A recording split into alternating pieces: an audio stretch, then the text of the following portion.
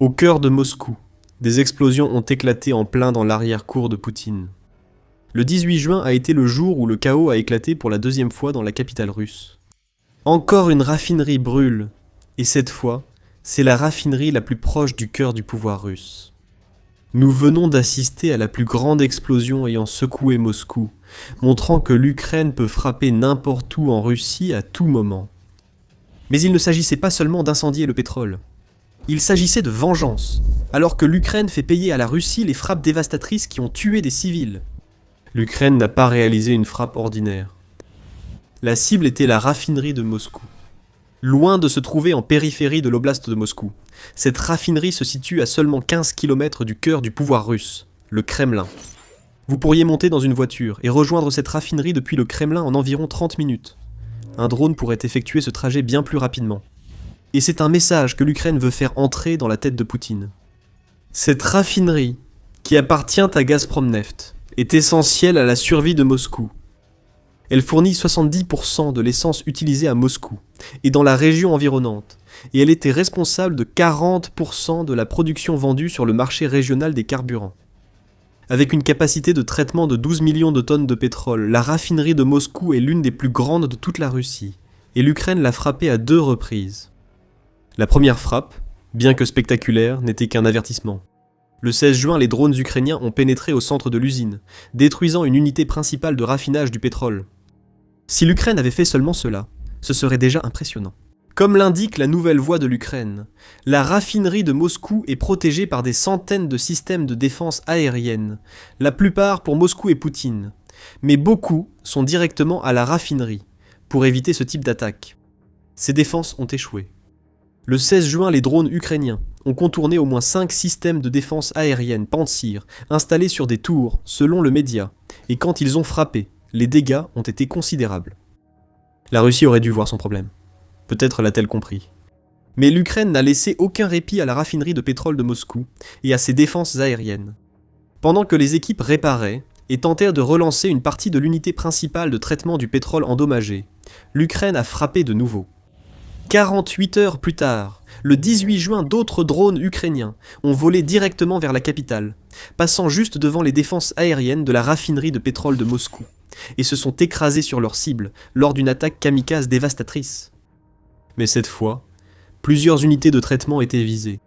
Toute la raffinerie est en feu après ce que les drones ukrainiens viennent de lui faire. En 2 jours, l'Ukraine a ridiculisé l'idée que la principale raffinerie de pétrole de Moscou soit l'un des sites les plus sécurisés de la région. À 4h40 locales, les premiers rapports faisant état d'une seconde vague de drones ukrainiens ont commencé à circuler sur Telegram. À 5h14, ces drones n'étaient plus dans le ciel. Ils frappaient des cibles alors que les premiers rapports faisaient état d'explosions à la raffinerie. Des réservoirs de carburant étaient en feu. L'un des sites les plus sécurisés au monde venait d'être attaqué pour la 2e fois en 2 jours, tandis que le centre de la Russie brûlait. Des vidéos ont surgi. La chaîne Telegram Silanova+, comme c'est souvent le cas, a été parmi les premières à publier des images. Dans un rapport Telegram du 18 juin publié à 5h48 du matin, elle a partagé une photo d'une unité de stockage de carburant en feu. Une vidéo prise depuis la fenêtre d'un immeuble montre l'ampleur de l'incendie qui projette de la fumée dans le ciel de Moscou. Poutine, qui s'est longtemps présenté comme le grand protecteur de la Russie, est devenu un sujet de moquerie pour Zilanova+. Un grand-père impuissant frappera sur la table coûteuse de son bunker, pleurant et criant à la vengeance. Mais il n'y a rien de nouveau, car le tsar est nu, a déclaré la chaîne, avant d'ajouter que les conséquences de la guerre de Poutine, visibles en vidéo, ont finalement brisé le mythe d'une Moscou intouchable.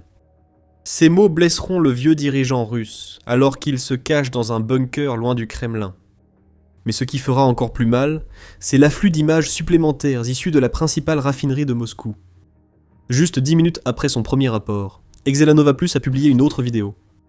Nous voyons une tour en feu, et un nuage de fumée plus dense, tandis que la raffinerie de Moscou est engloutie par plusieurs incendies. Les drones FPFP ukrainiens avaient frappé plusieurs fois. La chaîne a indiqué qu'au moins 5 incendies ont éclaté à la raffinerie de Moscou environ 1 heure après l'apparition de drones ukrainiens. C'est une catastrophe pour Poutine. L'Ukraine a ridiculisé toutes les mesures de défense instaurées par le dirigeant russe dans sa ville la plus précieuse.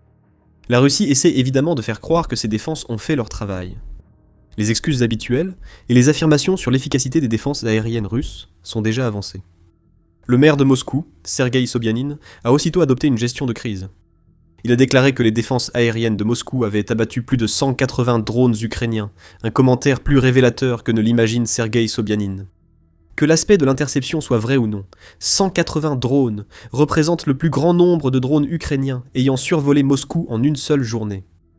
Le précédent record avait été établi le 17 mai avec 120 drones. L'Ukraine vient de pulvériser ce record, envoyant ainsi un avertissement à Poutine que les frappes de drones contre la capitale russe ne feront que s'intensifier et devenir plus destructrices à partir de maintenant. Encore une fois, l'excuse des débris de drones a été utilisée. Sobyanin n'a pas invoqué cette excuse pour la raffinerie de Moscou, déclarant simplement sur Telegram que des drones ukrainiens ont touché le site, espérant sans doute rester discret. Ce ne sera pas le cas. 5 grands incendies près du Kremlin attireront l'attention de tous. Le maire de Russie a déclaré que des débris de drones ukrainiens ont touché le centre commercial Sadovod, un important centre d'électronique de la ville. Aucune victime signalée. L'essentiel, le pétrole de Moscou était à l'ordre du jour ukrainien. Ou plutôt le pétrole russe en général.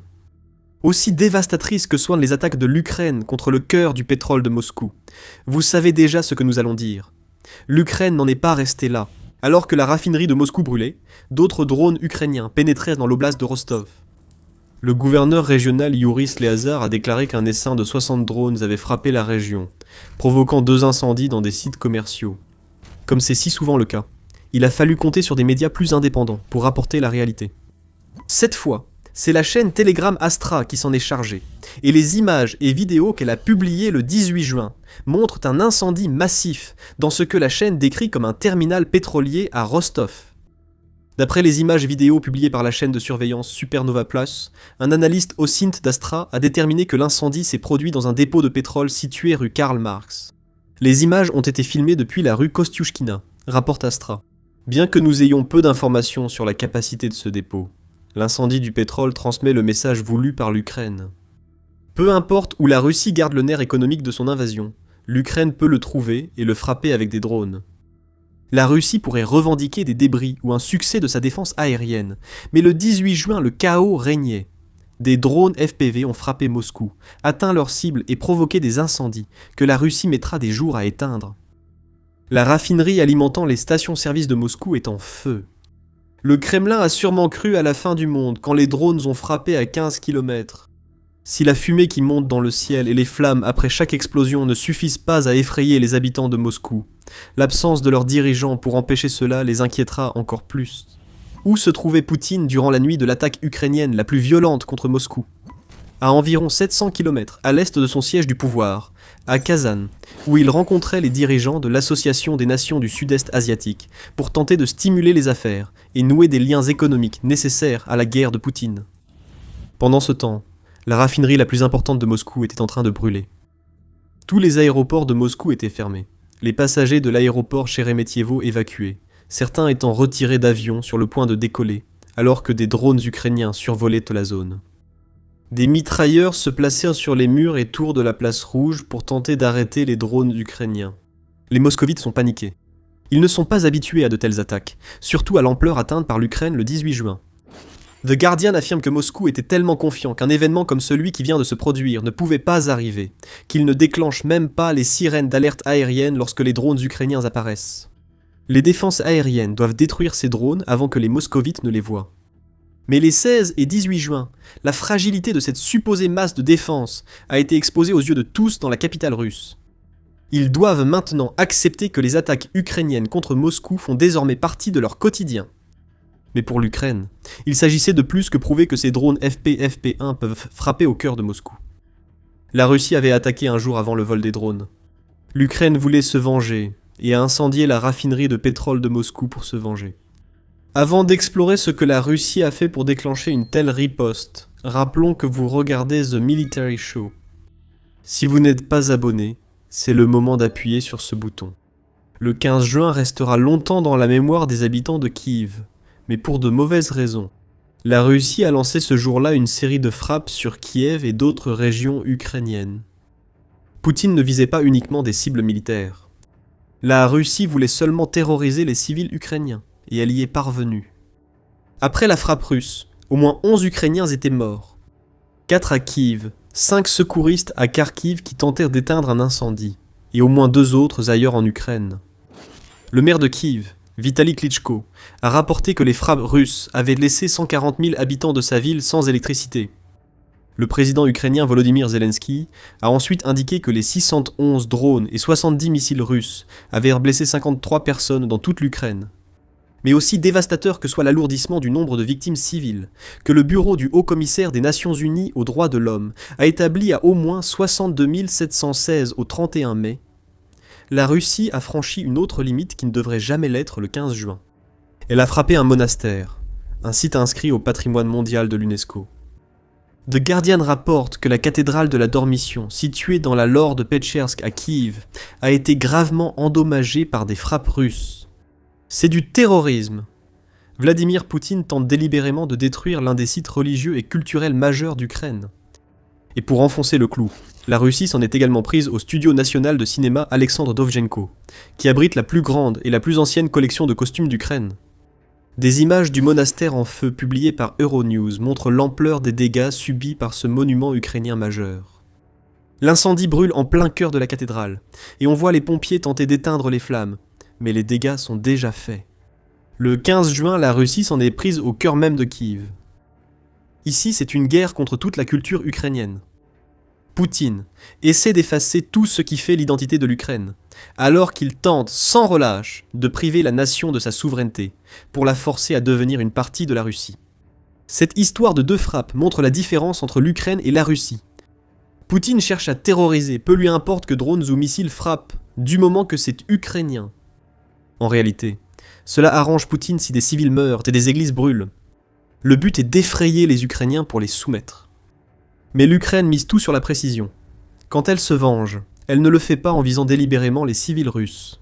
L'Ukraine cible les raffineries, détruit les dépôts de pétrole et frappe la machine de guerre de Poutine, au lieu du peuple entraîné dans l'invasion pour flatter son ego. Volodymyr Zelensky s'est exprimé sur X pour souligner ce point, après l'attaque contre la raffinerie de pétrole de Moscou, et aussi pour rappeler à quel point l'Ukraine est justifiée lorsqu'elle vise le cœur de la Russie. C'est une réponse justifiée aux attaques russes contre nos villes, et un résultat important du travail de nos combattants contre les installations qui alimentent la machine de guerre russe. Volodymyr Zelensky a déclaré, ajoutant que tous nos partenaires ont récemment salué la précision de nos frappes à moyenne portée, et l'efficacité de nos sanctions à longue portée. Il est temps de mettre fin à la guerre, la Russie doit agir diplomatiquement. Moscou découvre à peine l'impact des drones ukrainiens. Ici, seule la précision compte. Tandis que la Russie frappe tout, l'Ukraine affaiblit progressivement la machine de guerre. Feu après feu, cette machine est en train d'être paralysée. Un autre message a été envoyé. La vengeance est accomplie. Pour Poutine, le vrai problème n'est pas seulement que Moscou soit une cible, déjà une catastrophe, mais que la frappe ukrainienne n'est pas un cas isolé. Ce qui vient de se passer à la raffinerie de pétrole de Moscou est quelque chose que l'Ukraine peut répéter encore, et les drones FP-FP1 qui ont été utilisés le 18 juin sont la clé. On a beaucoup parlé de Firepoint et de son drone missile hybride FP5 le Flamingo, à juste titre car il est létal. En ce qui concerne la stratégie de frappe en profondeur, le FP-FP1 est peut-être le drone le plus important de l'arsenal ukrainien. Les seules spécifications montrent pourquoi ce drone inquiète de plus en plus la Russie. Le FP-FP1 parcourt 1600 km, plaçant Moscou et toutes les installations militaires et énergétiques russes à portée, sauf celles des régions les plus reculées. L'ogive de 160 kg, portée par ce drone, n'est sans doute pas la plus grosse des armes de frappe en profondeur ukrainienne. Mais cette puissance s'accompagne de précision. Grâce à un système de navigation multimodal qui utilise la navigation par satellite, le GPS et même le système GLONASS de la Russie, tout en étant combiné à un système de navigation inertiel. Le FP-FP1 atteint sa destination et frappe sa cible dans la grande majorité des cas. Pour la Russie, la préoccupation principale reste le coût. Les drones qui viennent d'incendier la plus grande raffinerie de Moscou n'ont coûté à l'Ukraine que 55 000 $ à construire, rapporte New Voice of Ukraine. Et ce faible coût signifie que la production de masse est une réalité. La plateforme de la communauté ukrainienne des technologies de défense révèle que le FP-FP1 est produit en grande quantité, avec jusqu'à 100 drones fabriqués chaque jour. Nous avons dit que Poutine ne peut pas croire que l'attaque contre la raffinerie était isolée. Et voici pourquoi. L'Ukraine construit le drone qui a mené cette attaque en si grand nombre qu'elle pourrait théoriquement frapper la Russie avec un essaim entier chaque jour. Et ce ne sont pas seulement les essaims qui font que Poutine en a peur, c'est aussi le fait que la ville la plus précieuse et la plus importante de la Russie est désormais une cible. Nous avons déjà évoqué l'importance pour l'Ukraine de pouvoir désormais frapper une raffinerie à seulement 15 km du Kremlin, presque à volonté. C'est censé être la raffinerie la mieux protégée de toute la Russie, et elle est située bien trop près du bâtiment le plus important de Moscou pour que cela rassure Poutine. Les 16 et 18 juin montrent que malgré le tapage, les défenses aériennes de Moscou sont insuffisantes pour protéger la ville. Dans un rapport du 17 juin, CBS News a avancé une théorie à ce sujet, en soulignant que l'ampleur des frappes de drones ukrainiens signifie que la Russie commence à manquer de missiles intercepteurs, S-300. Si c'est le cas, la Russie doit miser davantage sur des systèmes comme le S-400 et le Pantsir, plus modernes, mais dont les stocks de missiles commenceront aussi à s'épuiser bientôt. C'est sans doute ce que nous avons observé à Moscou. Le Guardian a indiqué que la Russie plaçait des mitrailleurs dans des tours contre les drones ukrainiens, ce qui ne devrait pas arriver dans la capitale. La nouvelle réalité de Poutine, c'est qu'il ne peut plus protéger la seule ville qu'il voulait garder dans une bulle face à la guerre en Ukraine. Moscou était censé rester intact, mais chaque fois que les drones ukrainiens atteignent leur cible, l'image de protecteur de Poutine est écornée, et le dirigeant russe est humilié. Et le pire pour Poutine, c'est qu'il sait qu'il ne peut rien y faire, et il a même avoué son incapacité totale à protéger son propre pays. Cette confession n'est pas venue directement. On ne peut se fier à rien de ce que dit Poutine, mais ses actes disent tout.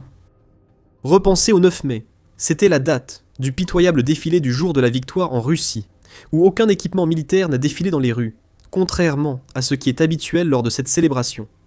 La Russie redoutait que des drones ukrainiens survolent le défilé et détruisent cet équipement devant le monde entier. La plus grande démonstration de puissance militaire russe est devenue un non-événement. C'est l'aveu de Poutine. L'absence de chars sur la place rouge montre que Poutine ne peut plus protéger les moscovites. Et si cela ne suffisait pas à faire passer le message, une raffinerie de pétrole en feu à 15 km du Kremlin rend l'aveu plus clair que jamais. Moscou est désormais une cible. Les défenses aériennes de la ville sont exposées, des installations clés touchées, et chaque jour, l'Ukraine construit des dizaines de drones que la Russie ne parvient pas à stopper. La pression monte sur Poutine, comme il se doit. Présenter un plan pour mettre fin à la guerre en Ukraine. C'est la demande qu'un membre du Parlement russe a lancée directement à Vladimir Poutine, et le président russe est ébranlé. Son Parlement ne devrait pas dire cela. Ces gens savent qu'ils doivent courber l'échine et baiser l'anneau. Interdit ou pas, cela vient d'être dit, la guerre dure depuis trop longtemps. La Russie est au bord de l'effondrement, et c'est entièrement la faute de Poutine. Poutine est furieux, mais il accepte aussi qu'il vient de recevoir une dose brutale de réalité de la part du seul endroit censé soutenir son récit. Dans des déclarations qui ont secoué le Parlement russe et provoqué des ondes de choc jusqu'au cœur même du Kremlin, Vyacheslav Markaïev a infligé une réplique cinglante au récit que Poutine façonne depuis le début de son invasion de l'Ukraine. Député de la Douma d'État et membre du Parti communiste russe, l'un des rares à tenter de s'opposer à Poutine dans la Russie d'aujourd'hui. Markaïev a prononcé une longue tirade dans laquelle il a accusé Poutine d'une gouvernance inefficace. Et il a ensuite énuméré une liste de raisons pour lesquelles il affirme que sa déclaration est exacte à 100%. Des vagues de corruption qui traversent toute la Russie, une oligarchie soutenue par les politiques de Poutine. Et plus accablante encore, la destruction de ce que Markaïev appelle le segment le plus actif et le plus capable de se reproduire de la population. Tout repose désormais sur les épaules de Poutine. Le message est clair. Poutine a sacrifié toute une génération de Russes dans son bain de sang en Ukraine, et il est grand temps qu'il rende des comptes. Le temps des illusions est révolu. Le pays est au bord de l'explosion sociale, et la responsabilité de cela incombera entièrement au pouvoir en place, a déclaré Markaïev, en critiquant vivement Poutine devant l'ensemble du Parlement russe. Il a ajouté « Si la situation persiste, les troubles sociaux et le chaos deviendront de plus en plus probables. L'Occident s'en servira inévitablement pour détruire les derniers vestiges de l'État russe, a déclaré Markaïev à la Russie dans son dernier message. Ce qui frappe dans ses commentaires, c'est leur effronterie. Ce n'est pas un responsable politique qui fait des déclarations vagues en suggérant que Poutine s'est peut-être entouré de mauvaises personnes et devrait changer de cap. C'est un avertissement lancé depuis le Parlement russe directement au sommet du pouvoir. Et il dit que Poutine est un dirigeant défaillant qui sera remis à sa place tôt ou tard. Mais c'est là que cela devient vraiment sérieux pour Poutine. Ce n'est pas simplement un député isolé qui part à l'attaque.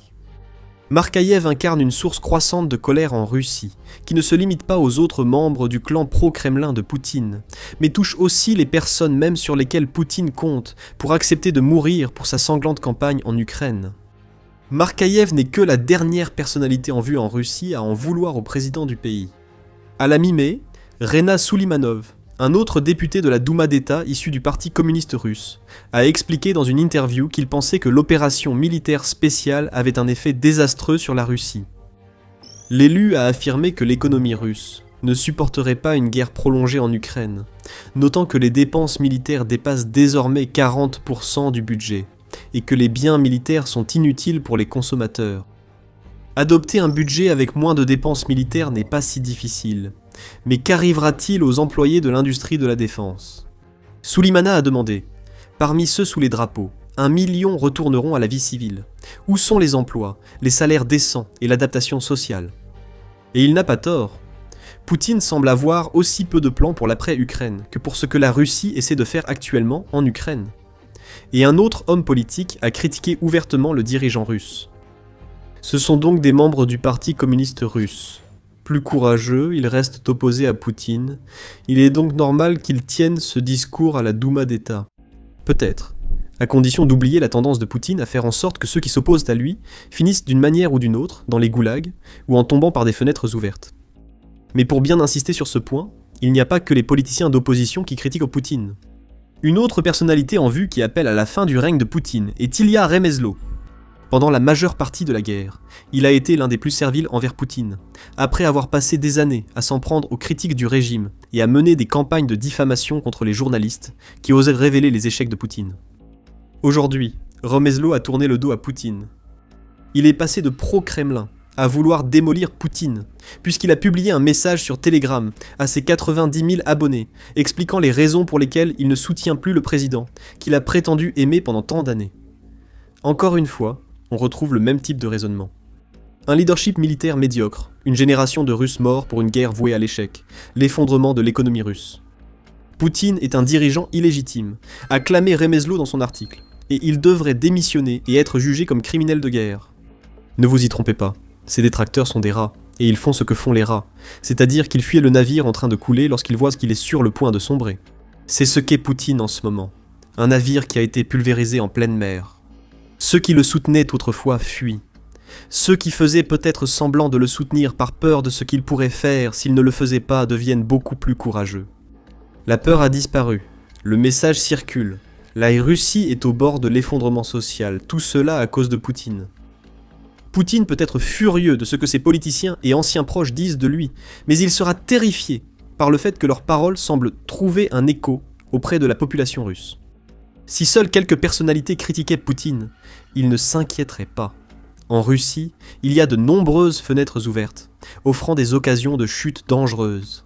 Le vrai problème de Poutine est la colère latente de la population russe, qui accompagne la fureur exprimée par les parlementaires. Jetons un œil au sondage. Ah non, nous ne pouvons pas. Pourquoi ? Selon le Télégraphe, le Centre russe de recherche sur l'opinion publique, VCIM, institut de sondage d'État, ne publiera plus les indices de confiance ouverts pour Poutine. Nous ne disons pas ouverts de façon sarcastique ici. Le VCIM réalise à la fois des sondages ouverts et fermés. Dans le second cas, le sondeur pose directement la question aux personnes interrogées pour savoir si elles font confiance à Poutine et à ses proches. Mais les sondages ouverts sont différents. Ils demandent aux personnes interrogées de citer spontanément les hommes politiques en qui elles ont confiance, sans aucune suggestion. Ces sondages révèlent la confiance réelle du Russe moyen envers Poutine en 2026 troyeux. En mars dernier, plus de 70% des personnes interrogées dans les sondages fermés à propos de Poutine déclaraient faire confiance aux dirigeants russes. Ce n'est pas aussi élevé que ce que Poutine aurait voulu voir, mais c'est suffisant pour un type de sondage qui comporte l'avertissement caché que toute personne déclarant ne pas faire confiance à son dirigeant pourrait être punie. Mais selon les sondages ouverts du même mois, seuls 29,5% des Russes citaient directement Poutine comme un homme politique digne de confiance, avant que ce type de sondage ne soit interrompu en avril. Cela vous dit tout ce que vous avez vraiment besoin de savoir. Sans question directe sur Poutine, les Russes affirment faire confiance à n'importe qui sauf à lui, pour faire le travail qu'il fait depuis plus de 25 ans. Analysons plus en détail ces sondages. Un article du 22 mai de Medusa a révélé que la Fondation de l'opinion publique, grande organisation de sondage russe, montrait la popularité de Poutine à son plus bas niveau depuis un an.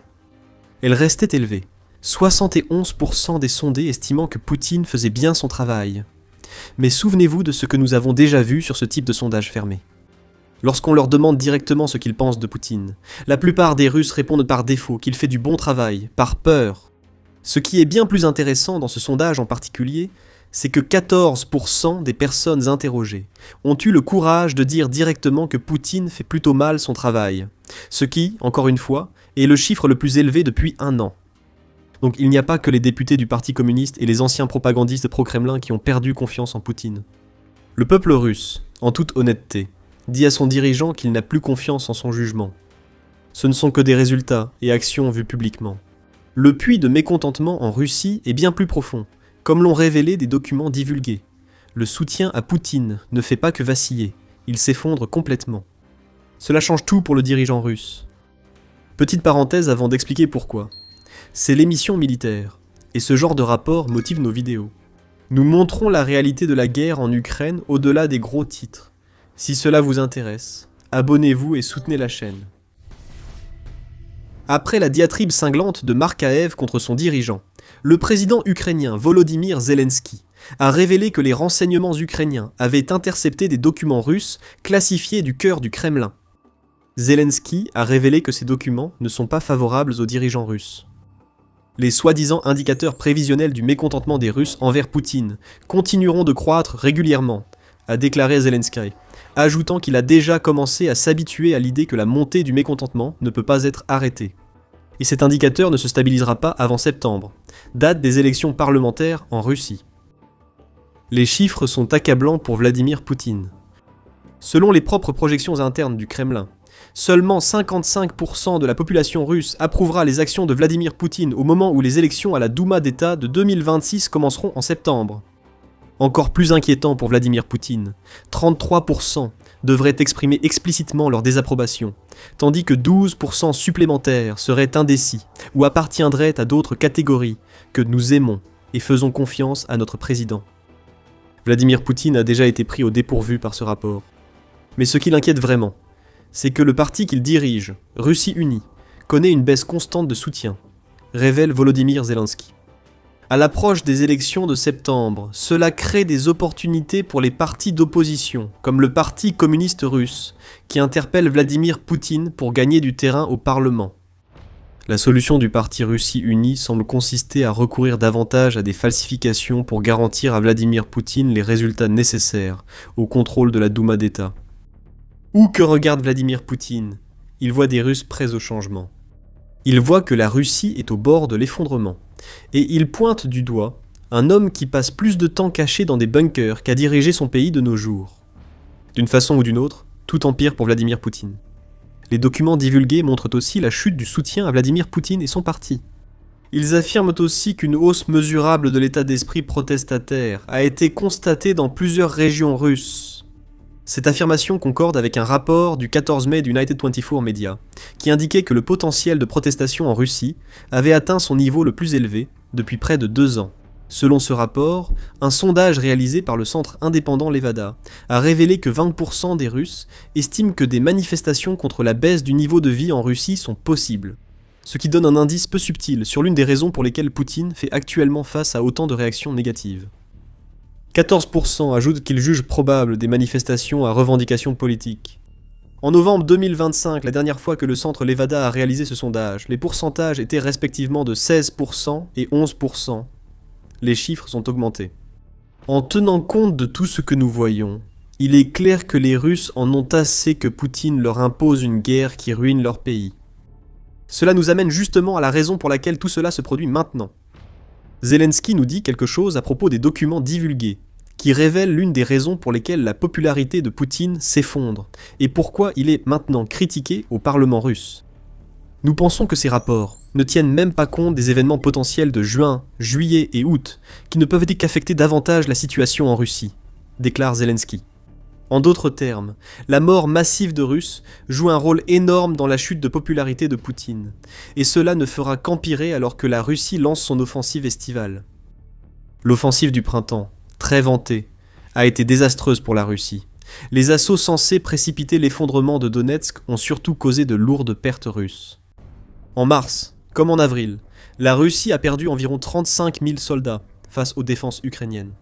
Le mois de mai n'a pas été beaucoup mieux, puisque les pertes russes sur le champ de bataille ont dépassé les 30 000 pour un total approximatif de 110 000 Russes tués ou blessés à la suite de l'offensive du printemps.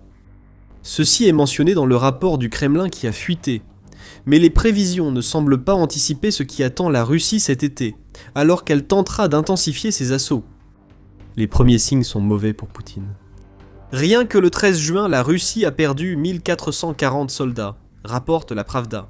Ce n'est pas comme si le nombre déjà dévastateur de pertes baissait. Au contraire, il augmente. La réponse de Poutine à cela a été d'instaurer une forme rampante de mobilisation qui entraînera encore plus de morts russes et, par conséquent, encore plus de mécontentement parmi une population qui croit déjà que Poutine mène leur pays à la ruine. Le 13 juin, la Pravda a rapporté que Poutine avait signé un nouveau décret augmentant l'effectif total autorisé des forces armées russes à 2 399 130 personnes, dont 1 510 000 sont des militaires en service actif. Cela, malgré le fait que la Russie n'atteint pas ses objectifs de recrutement de volontaires. Le Kyiv Independent rapporte que le renseignement ukrainien révèle que 70 500 personnes se sont engagées pour devenir soldats pour la Russie au cours des 3 premiers mois de 2026, soit 30 000 de moins que l'objectif fixé par la Russie. Et c'est presque 20 000 de moins que les 90 000 qui s'étaient engagés pendant la même période en 2025. Pourtant, Poutine affirme que l'armée russe doit croître. À ce stade, la mobilisation paraît être sa seule option, ce qui accentuera la colère déjà présente en Russie face à la perte d'une génération de jeunes hommes, comme l'a dit Markaev à la Douma d'État. C'est mauvais pour Poutine. Mais ce qui est pire, c'est que la colère russe va au-delà de l'ampleur des pertes causées par l'invasion de Poutine. Le Télégraphe souligne que les dépenses de défense russes sont à un niveau inédit depuis la guerre froide. Il indique que les dépenses militaires ont augmenté de 30% au début de 2026 par rapport à l'année précédente, ce qui signifie que la guerre de Poutine représente 46% des dépenses totales du budget russe. Militarny confirme cette évaluation dans un rapport où il indique que presque 1 rouble sur 2 du budget de l'État russe est consacré à la guerre. Repensez au sondage du centre Levada que nous avons mentionné plus tôt. Le centre Levada a constaté que 20% des Russes pensent que des manifestations sont probables en raison de la baisse du niveau de vie en Russie. Ces dépenses militaires absurdes alimenteraient ces manifestations, car c'est l'obsession de Poutine pour sa guerre qui pousse la Russie vers un gouffre économique. Certaines personnes se sont exprimées, rejoignant celles qui demandent à Poutine de changer ou de partir. La gouverneure de la Banque centrale de Russie, Elvira Nabiulina, met en garde contre une crise économique imminente depuis environ 1 an maintenant. Lors de l'édition 2025 du Forum économique annuel de Saint-Pétersbourg, Nabiulina, ainsi que d'autres, ont averti que l'économie russe se dirige vers une récession. Près d'1 an plus tard, en avril 2026, elle a indiqué que la Russie avait un déficit de 2,5 millions de travailleurs, une situation qu'elle dit inédite dans l'histoire de la Russie moderne.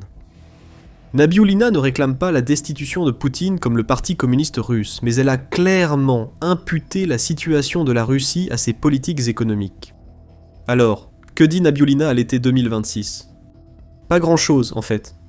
Nabiulina n'était pas présente à la version 2026 du forum, où elle avait lancé son avertissement de récession 1 an plus tôt, et elle n'a presque pas été vue ces dernières semaines. Elle a aussi raté une réunion sur les taux avec Poutine et ses ministres début juin. Le Kremlin dit qu'elle est en arrêt maladie. C'est la Russie, et Nabiulina a signalé une crise économique que Poutine ne veut pas voir révélée. Est-elle en congé maladie ou est-elle tenue à l'écart des réunions de prise de décision qui devraient tourner autour de son avis ? Alors qu'il voit son pays s'effondrer et que sa popularité ainsi que la confiance qu'on lui accorde s'effondrent, Poutine essaie de cacher l'état de la Russie à son peuple. Mais il doit faire face à la réalité. Comme l'a rapporté l'UNN le 11 juin, une étude a révélé que les réserves financières de la Russie sont presque épuisées. Elles sont tombées à 1,8% du produit intérieur brut du pays, les revenus énergétiques ayant diminué de 45% d'une année sur l'autre. Les pénuries de main-d'œuvre signalées par Nabulina montrent que l'économie russe a atteint ses limites de production, et que l'essentiel de cette production est au service de la guerre plutôt que de la population. Un sondage du Centre Nest révèle que la situation économique désastreuse de la Russie alimente le mécontentement de la population.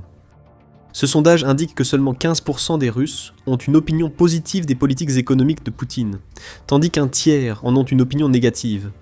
Encore une fois, les sondages laissent entrevoir des signes de colère, mais Poutine ne fléchira pas. Il est si déterminé à prendre l'Ukraine qu'il entraîne la Russie dans des gouffres. Des milliers de personnes meurent chaque mois. Les besoins financiers pour soutenir l'invasion augmentent. Pourtant, Poutine répond, en signant des décrets pour augmenter la taille de l'armée russe, ce qui ne fait qu'aggraver ses problèmes. Markaïev a raison, la Russie est au bord d'une explosion sociale. Mais Poutine ne le voit toujours pas venir. Il se ferme et nie, restant focalisé sur l'Ukraine malgré les signaux d'alarme et les avertissements. La Russie est au bord de l'effondrement, et c'est Poutine qui mène la charge. Au début de l'invasion de l'Ukraine par Poutine, on pensait tous que la Russie l'emporterait rapidement, et que l'Ukraine serait écrasée sur son passage. Mais plus de 4 ans plus tard, tout le monde a l'air un peu idiot. La Russie ne gagne pas. En réalité, Poutine a déjà perdu à cause de 2 facteurs qui ont ruiné les chances du pays. La stratégie de l'Ukraine est l'un d'entre eux. Elle a fait quelque chose d'inédit, surtout à partir de 2025 et jusqu'en 2026 qui a changé la donne. Mais il y a autre chose qui a fait que Poutine avait déjà perdu avant même de commencer sa guerre. Une révélation choc est tombée, et elle explique pourquoi Poutine a échoué si lamentablement en Ukraine. Avant d'aborder cette révélation, voyons où en est la guerre et comment l'Ukraine a engendré cette situation. Actuellement, l'avantage dans la guerre de Poutine est du côté de l'Ukraine, comme le montre la situation sur le terrain. Malgré le lancement d'une vaste offensive de printemps censée paralyser le Donbass et placer la Russie en position de force pour exiger ce qu'elle voulait à la table des négociations, c'est l'Ukraine qui gagne du terrain. L'Institut pour l'étude de la guerre révèle qu'en mai, la Russie a arraché environ 40 km² à l'Ukraine, ce qui est déjà un résultat pitoyable pour une offensive censée mettre fin à la guerre. Mais la situation est encore pire pour la Russie, car l'Ukraine a libéré 280 km² de son territoire au cours du même mois. Quelque chose de similaire s'est produit en avril, lorsque la Russie a pris 28 km², mais en a perdu 116.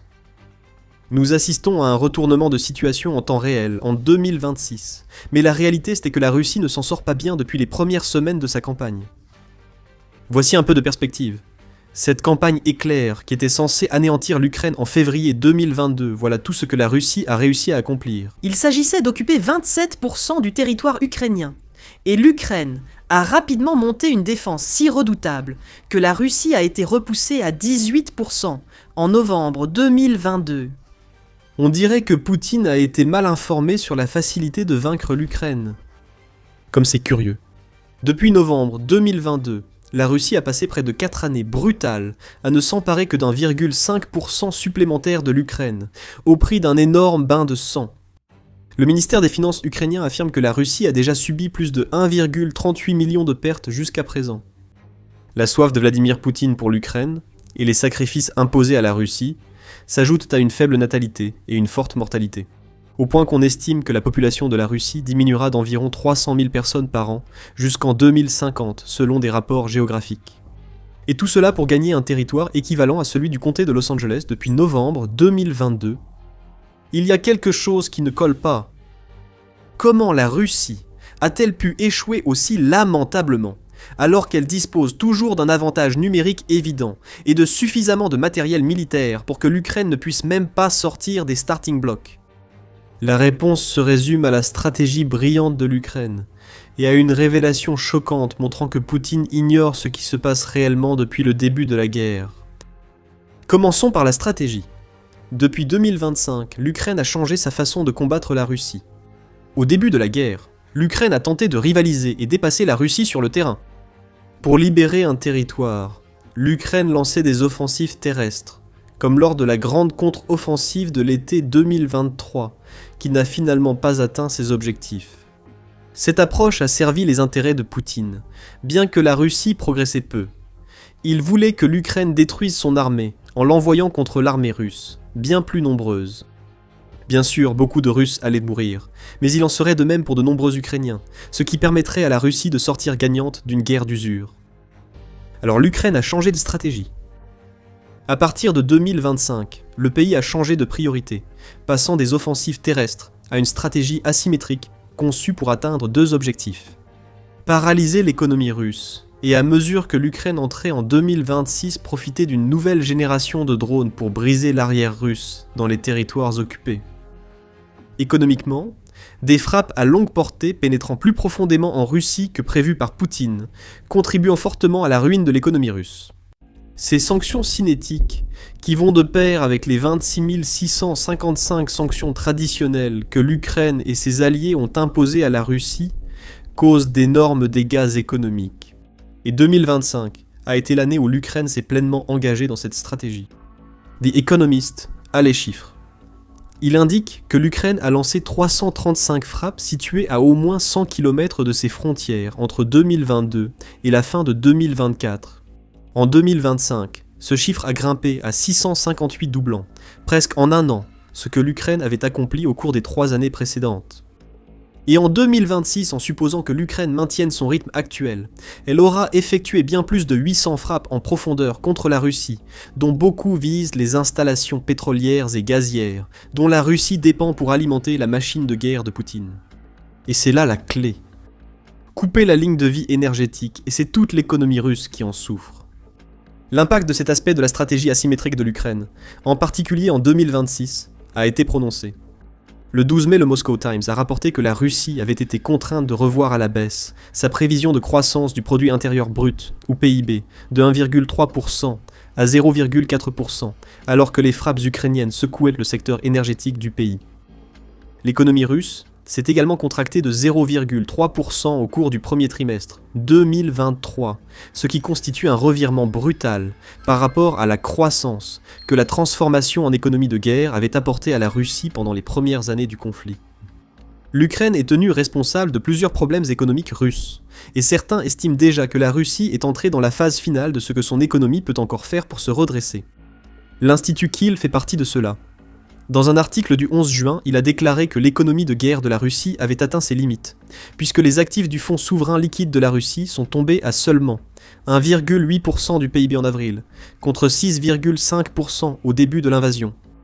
Les revenus du pétrole et du gaz ont chuté de 45% au premier trimestre 2026 par rapport à l'année précédente. C'est l'œuvre de l'Ukraine. La Russie peine à vendre pétrole et gaz lorsque ses raffineries et terminaux brûlent. Ces problèmes économiques de 2026 ne sont que le début. Poutine fait face à une réalité.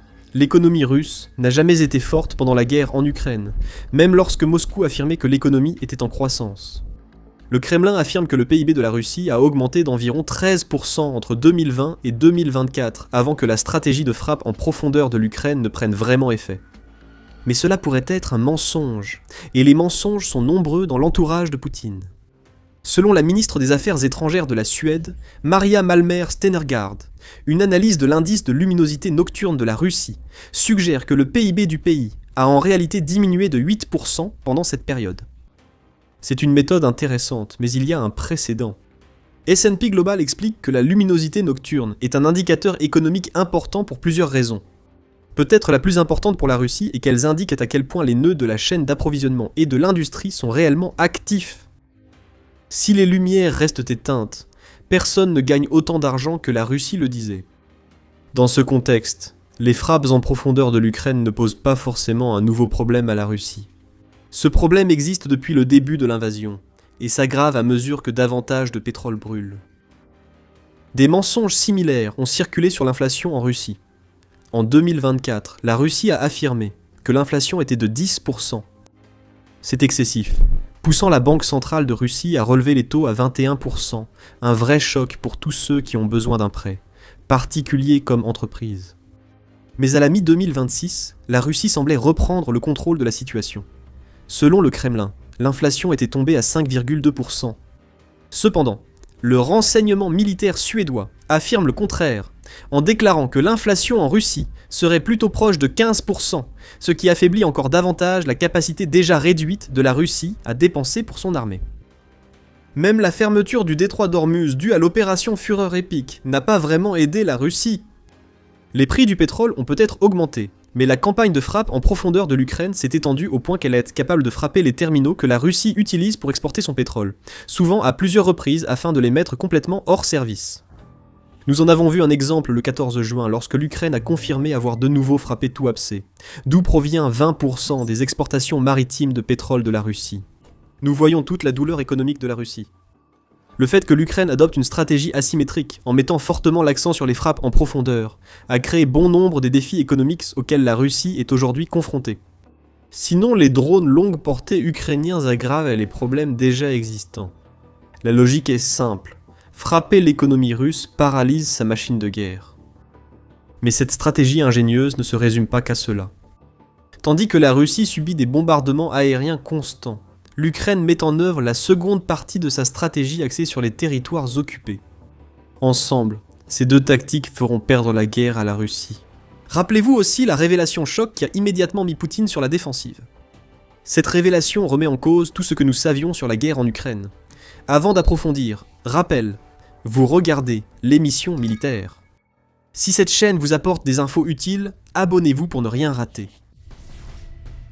Plus tôt, nous avons indiqué que l'Ukraine avait renoncé à lancer de grandes offensives terrestres contre les forces russes. Nous avons aussi indiqué que l'Ukraine a repris l'avantage en avril et mai en termes de gains territoriaux. Comment cela arrive-t-il si l'Ukraine ne sacrifie pas un grand nombre de soldats pour reprendre ce territoire ? Deux mots, frappes à moyenne portée. En 2026, l'Ukraine a intensifié ses frappes en profondeur en Russie et mené des frappes à moyenne portée, rendues possibles par une nouvelle génération de drones capables de cibler l'arrière russe dans les territoires occupés. L'Ukraine a passé une grande partie de l'année à utiliser ces drones pour frapper des cibles russes dans une fourchette d'environ 50 à 200 km, avec rien qu'en mai près de 2000 frappes de ce type menées par l'Ukraine, selon le président Volodymyr Zelensky. Cette campagne paralyse commandement, défense aérienne et rassemblement de troupes à l'arrière. Dans le cadre du programme de blocus logistique annoncé par l'Ukraine fin mai, reposant sur des frappes à moyenne portée. L'Ukraine a aussi détruit un nombre record de véhicules de ravitaillement et de camions-citernes russes, circulant dans les territoires occupés pour soutenir logistiquement le front. Rien qu'en mai, les forces de défense ukrainiennes ont détruit 8612 véhicules russes et camions-citernes, en plus de leurs autres frappes à moyenne portée. Les autoroutes, surtout vers la Crimée, sont régulièrement attaquées. Cela aggrave une situation déjà cauchemardesque pour la Russie. Les approvisionnements n'arrivent pas où ils devraient, offrant à l'Ukraine des occasions de contre-attaque ciblées. Au lieu des grandes offensives du début de la guerre, l'Ukraine affaiblit maintenant la Russie à l'arrière, puis lance des opérations éclairs pour éliminer les groupes de soldats russes isolés, tentant de conserver le territoire volé. Ajoutez les défenses létales de l'Ukraine, et vous avez 2 mois consécutifs où l'Ukraine gagne du terrain sur la Russie. La portée est primordiale, c'est la stratégie de l'Ukraine contre la Russie. C'est la seule chose que Poutine pensait impossible pour l'Ukraine. En 2026, les frappes à longue portée ukrainiennes portent 2,5 fois plus loin qu'en 2022. Selon le ministère de la Défense ukrainien, en avril, cela signifie qu'ils sont capables de frapper régulièrement des cibles russes à des distances allant jusqu'à 1750 km. C'est énorme, c'est pourquoi la Russie perd tant de terrain et subit tant d'humiliations au front. De plus, ces frappes ne sont pas tout ce que fait l'Ukraine. Les soldats russes doivent encore être éliminés sur le front, et c'est précisément à cela que servent les zones meurtrières ukrainiennes saturées de drones FPV. Des drones de reconnaissance et d'attaque à courte portée patrouillent en continu jusqu'à 30 km au-delà des lignes de front, traquant soldats et équipements russes se dirigeant vers le front pour lancer des assauts. C'est la recette du désastre. Ajoutez la ruine de l'économie russe, des frappes à moyenne portée sur l'arrière, et des attaques de drones FPV contre les soldats au front. Voilà une guerre que Poutine est en train de perdre. Mais nous avons dit que Poutine avait perdu la guerre dès le début. Ce que nous voyons en 2026 est l'aboutissement d'une stratégie ukrainienne menée sur un an. Mais il reste encore la petite affaire de la révélation choc dont nous avons parlé à régler. Et cette révélation nous montre que le président russe avait perdu la guerre dès le début parce qu'il n'avait aucune idée de ce dans quoi il s'engageait. Nous ne vous ferons pas attendre plus longtemps. Poutine a été trompé pendant des années sur presque tout ce qui concerne la Russie. Il paraît étrange que Poutine ait autant sous-estimé l'Ukraine en lançant son invasion. La défense rapide de l'Ukraine a surpris la Russie, poussant des responsables américains et européens à penser que Poutine avait été mal informé dès le départ sur la force réelle de l'armée ukrainienne. Ces responsables ignoraient combien ils avaient raison. Le 15 juin, le média United 24 et le Moscow Times ont révélé que Poutine vit dans une version alternative de la réalité qui lui est présentée par la télévision d'État russe. C'est ce qu'affirme l'ancien propagandiste russe, Dmitri Skoroboutov, qui prétend que les chaînes de télévision publiques russes diffusent depuis 2011 des journaux télévisés hors antenne, spécialement conçus pour faire sourire Poutine. Le peuple russe ne voit même pas ces émissions. Elles sont faites uniquement pour que Poutine voie de bonnes nouvelles, qu'elles existent ou non, et évite complètement les mauvaises nouvelles qui pourraient lui donner une idée de la réalité de son invasion de l'Ukraine. Comment Skoroboutov sait-il tout cela ? Il est l'ancien rédacteur en chef du programme Vesti sur Rossiya One. Il était donc directement responsable de gaver Poutine de ce qu'on peut sans ironie appeler de fausses informations. Skoroboutov explique que c'est ainsi que fonctionnait le projet nommé le principal téléspectateur. Disons qu'un épisode classique de Vesti était diffusé à 20h, après quoi l'équipe de production restait. On nous disait quelles informations conserver, quoi ajouter ou embellir, et quoi retirer pour que Poutine voie une image idéale de la Russie actuelle. En d'autres termes, qu'il est un si bon président. Poutine est isolé de la réalité de cette façon depuis des années, affirme l'ancien propagandiste. Et soudain, tant de choses concernant la guerre en Ukraine prennent tout leur sens. Si ce programme existe encore, cela implique que Poutine n'a eu aucune information sur les échecs russes en Ukraine, ou d'autres sujets fâcheux depuis avant la guerre. La falsification semble dépasser les programmes d'information spéciaux dédiés à Poutine. Le 29 mai, la Nouvelle Voix de l'Ukraine a indiqué que les commandants militaires de Poutine donnent aux dirigeants russes de fausses cartes exagérant les gains russes, pour masquer que l'offensive ralentit et perd du terrain. La confiance affichée de Poutine sur la domination russe est maintenant vue différemment. Ces exigences de voir le Donbass tomber d'ici septembre ne viennent peut-être pas de l'arrogance, mais du fait qu'il ignore réellement à quel point la Russie est en mauvaise posture dans cette région en ce moment. Quand Poutine a affirmé que la Russie avait pris Pokrovsk et Vovchansk fin 2025 alors qu'aucune n'était tombée, il est possible que ses commandants lui aient dit que les soldats russes avaient réussi. Le 13 juin, Poutine a déclaré que les soldats russes ne pouvaient pas lever la tête à cause des drones ukrainiens, comme si c'était nouveau, alors que cela dure depuis des années. Est-ce une info qui a échappé au réseau de mensonges autour de Poutine, expliquant qu'il réalise seulement maintenant que les drones posent problème en Ukraine ? Nous ne pouvons en être certains, mais nous savons que le président russe agit depuis des années, avec une vision faussée de la réalité en Ukraine, en Russie et ailleurs. Mais alors que les chefs et propagandistes russes ne peuvent plus dissimuler la situation en Ukraine, Poutine pourrait enfin voir la vérité. La Russie a perdu dès le début, et l'Ukraine aggrave la situation. Et cela laisse Poutine effrayé et désespéré. Poutine pourrait réaliser que la Russie perd la guerre en Ukraine sur plusieurs fronts. Attention, cela ne signifie pas qu'il n'est plus dangereux. Au contraire, cette prise de conscience pourrait le rendre plus instable, alors qu'il cherche à étendre la guerre hors d'Ukraine, jusqu'au territoire européen de l'OTAN. L'humiliation pourrait être trop dure pour Poutine, qui rejetterait la paix et préférerait combattre jusqu'au bout, plutôt que d'admettre sa défaite due à l'ingéniosité ukrainienne, sa propre incompétence et les mensonges de ses courtisans depuis plus de 10 ans. Cependant, ce danger vient du désespoir et cela signifie qu'il ne peut pas durer. Alors que les difficultés de la Russie s'aggravent, les alliés européens de l'Ukraine peuvent accentuer les sanctions et augmenter leur soutien, provoquant plus de souffrance pour l'économie russe et de meilleurs résultats pour l'Ukraine sur le terrain. La hausse des pertes russes et le faible recrutement de volontaires poussent déjà Poutine vers la mobilisation, une décision très impopulaire qui pourrait finalement retourner son peuple contre lui.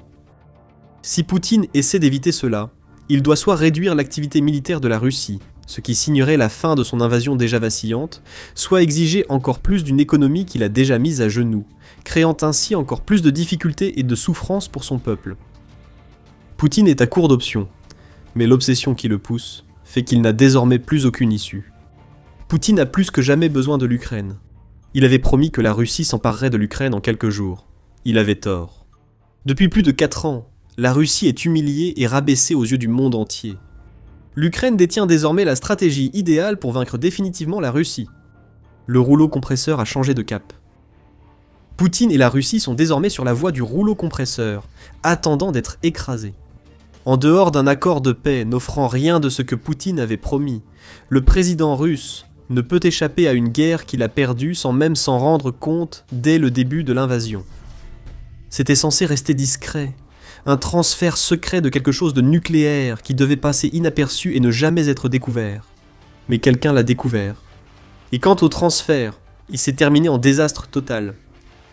La Russie a tenté d'envoyer des réacteurs nucléaires à la Corée du Nord dans le but de soutenir l'un de ses derniers alliés restants. Quelqu'un a fait exploser les réacteurs en Méditerranée. Les États-Unis ou l'Allemagne? Cela pourrait même être la Chine. Qui que ce soit, le résultat est clair. La Corée du Nord n'aura pas les réacteurs. Commençons par les bases. Le 23 décembre 2024, un cargo russe appelé l'Ursa Major s'est retrouvé en grande difficulté en Méditerranée. Une série d'explosions a secoué le navire, entraînant finalement son naufrage dans des circonstances inexpliquées, à environ 60 miles au large des côtes espagnoles. Les rapports de l'époque indiquaient qu'il n'y avait aucune raison pour que ces explosions se produisent. Le ministère russe des Affaires étrangères a annoncé une explosion dans la salle des machines, selon la BBC le 24 décembre. Le même média a noté que l'Ursa Major avait quitté Saint-Pétersbourg 12 jours auparavant et qu'il était censé se rendre à Vladivostok transportant une cargaison de 2 grues gigantesques. Mais il y avait un petit détail intéressant dans le reportage de la BBC qui est devenu très important maintenant. La destination n'a pas pu être confirmée de manière indépendante. Certains aspects de l'histoire semblaient illogiques. L'Ursa Major, sanctionné par les États-Unis et d'autres pays, était probablement un navire de la flotte fantôme russe. Dès le début, toute déclaration sur sa destination et sa cargaison devait susciter la méfiance. Le navire naviguait également dans la même zone de la mer Méditerranée qu'un autre navire russe sanctionné, le Sparta.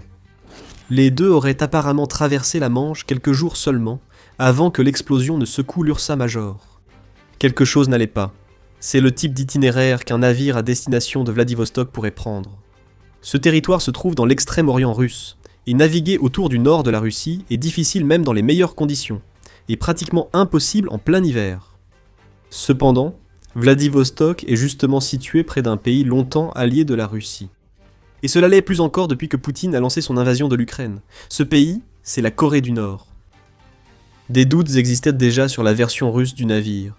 Et 18 mois plus tard, nous commençons à obtenir des réponses. L'Ursa Major n'apportait pas de grues à Vladivostok. Il transportait des réacteurs nucléaires vers la Corée du Nord. Du moins, c'est ce qu'affirme CNN, qui a publié un reportage sur le sort de l'Ursa Major le 12 mai.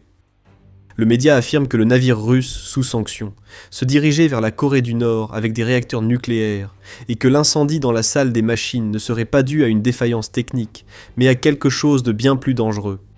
Avant d'en arriver là, retraçons le parcours de l'Ursa Major jusqu'à sa fin au fond de la mer.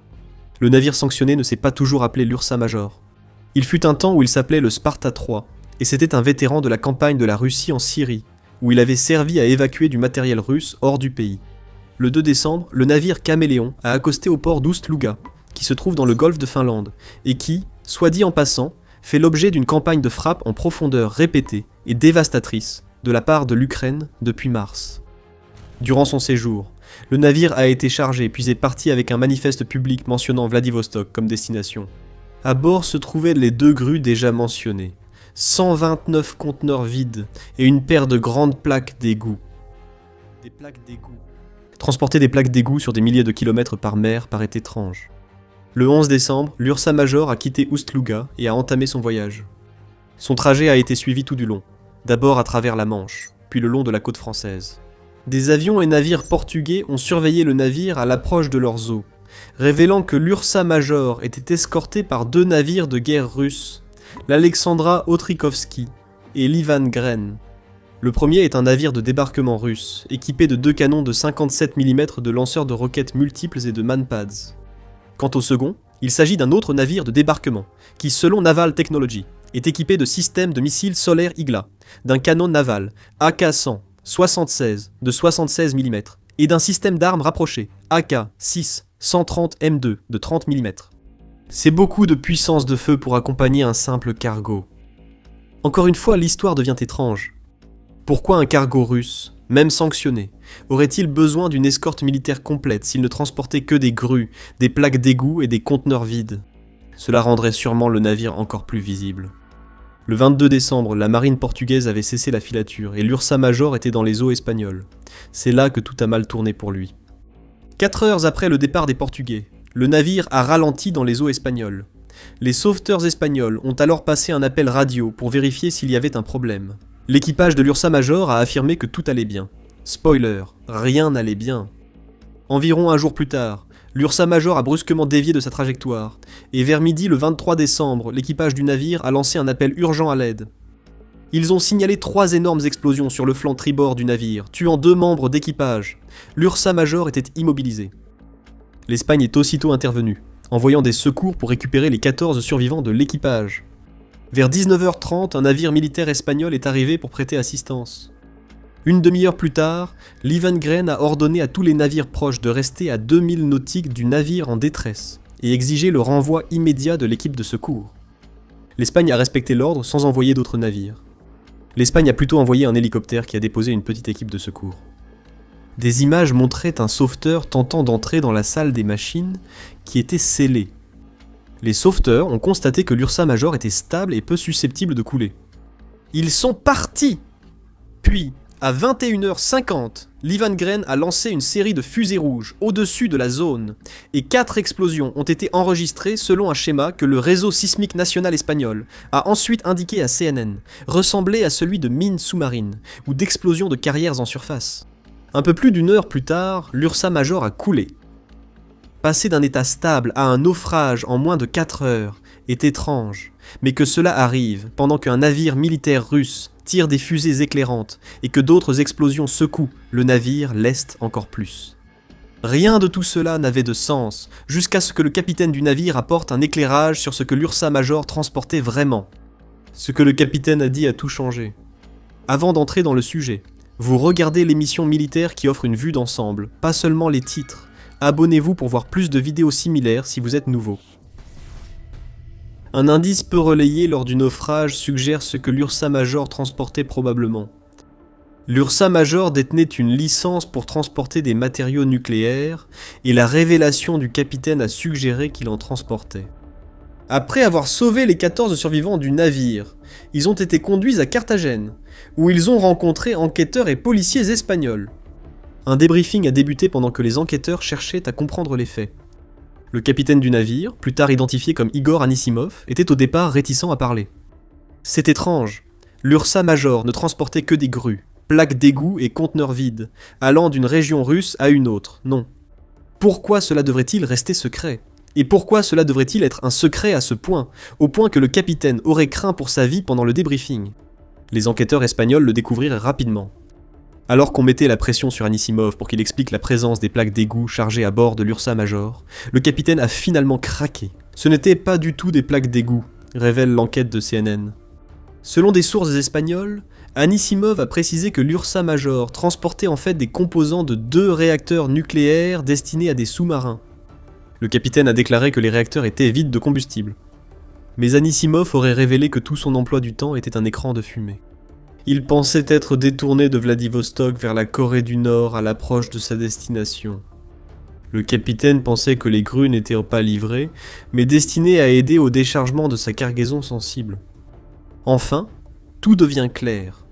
Le vaste réseau ferroviaire russe, s'étendant sur près de 85 000 km, aurait sans doute été préférable à un navire pour transporter une cargaison à travers la Russie. Pour exporter des matériaux nucléaires, il faudrait utiliser la voie maritime. Selon le capitaine de l'Ursa Major, c'était exactement le cas. Les photos satellites d'Usluga lors du chargement de l'Ursa Major sont aussi révélatrices. Elles montrent 2 carrés bleus et 2 objets blancs, dont l'un ressemble à un comprimé. CNN affirme que ces objets blancs correspondent en particulier au profil de cuves de réacteurs nucléaires, possiblement les réacteurs VM4SG. Cela ne peut pas être confirmé car le navire qui les transportait a coulé. et les objets blancs avaient disparu une semaine après la prise des photos originales, à peu près au moment où l'Ursa Major a quitté Ust-Luga. Des révélations ont déjà eu lieu, mais ce que nous allons annoncer surprendra tout le monde. Le destin de l'Ursa Major n'était pas le résultat d'une défaillance technique ou d'un accident à bord. Ce que nous avons peut-être vu dans le naufrage de ce cargo russe, c'est un rare exemple d'intervention militaire directe de l'Occident, conçu spécifiquement pour empêcher la Russie de transférer des matières nucléaires dangereuses à ses alliés incontrôlables en Corée du Nord. Alors il faut se poser les questions suivantes. Qu'est-ce qui a coulé l'Ursa Major et qui en est responsable? En ce qui concerne le quoi, Anisimov en a révélé davantage. Il a affirmé avoir vu un trou de 50 cm sur 50 cm percé dans la coque, et que le métal endommagé était tourné vers l'intérieur. Cela n'indique pas une explosion interne. Cela suggère que quelque chose a transpercé la coque de l'Ursa Major et déclenché les explosions qui ont détruit le navire. United 24 Media rapporte que les enquêteurs espagnols ont confirmé cette évaluation de la coque, ce qui a donné lieu à des spéculations selon lesquelles une nation souhaitant arrêter l'Ursa Major aurait utilisé un type d'arme rare, la torpille supercavitante Barracuda. L'enquête espagnole a conclu que cela devait être l'arme utilisée. Cette torpille à grande vitesse, qui projette de l'air devant elle pour éviter que la traînée générée par son passage dans l'eau ne la ralentisse, se déplace si rapidement qu'elle est capable de pénétrer la coque de ses cibles avec facilité. Dans certains cas, cette pénétration se produit sans explosion, ce qui expliquerait pourquoi le trou dans la coque de l'Ursa Major a de telles dimensions. Une torpille mot traditionnelle aurait déchiré la coque, mais la Barracuda peut pénétrer avec une précision mortelle grâce à sa vitesse, puis libérer sa charge explosive à l'intérieur même du navire. La vraie question est de savoir qui a lancé la Barracuda. CNN indique qu'il n'y a que quelques nations dans le monde à posséder ce type de torpille. La Russie est l'un de ces pays. Il est possible qu'elle ait sabordé son navire après une explosion accidentelle dans la salle des machines en Méditerranée. Cependant, aucun navire militaire escortant le Major américain ne semble pouvoir tirer cette Barracuda. L'Iran posséderait également des torpilleuses Barracuda, bien qu'il soit un allié de la Russie. L'Iran a-t-il tenté de freiner les ambitions nucléaires nord-coréennes? Nous pensons que c'est possible, même si l'Iran ne voulait pas fâcher la Russie fin 2024, alors qu'ils allaient signer un nouveau traité de partenariat. Les nations occidentales sont également concernées. Les États-Unis auraient des torpilles Barracuda. CNN rapporte que plusieurs membres de l'OTAN en possèdent, dont l'Allemagne. Comment le savons-nous? L'Allemagne a d'abord fabriqué le Super Cavitierende Unterwasserluftkörper, aussi appelé Barracuda. Les alliés de l'OTAN de l'Allemagne ont suivi l'Ursa Major presque tout son trajet. L'Allemagne aurait-elle pu lancer ses torpilles avec l'accord secret de l'OTAN? Encore une fois, tout est possible, tout comme une attaque lancée par les États-Unis. Malheureusement, tout cela reste également de la spéculation. On connaît seulement les noms de quelques nations ayant le Barracuda.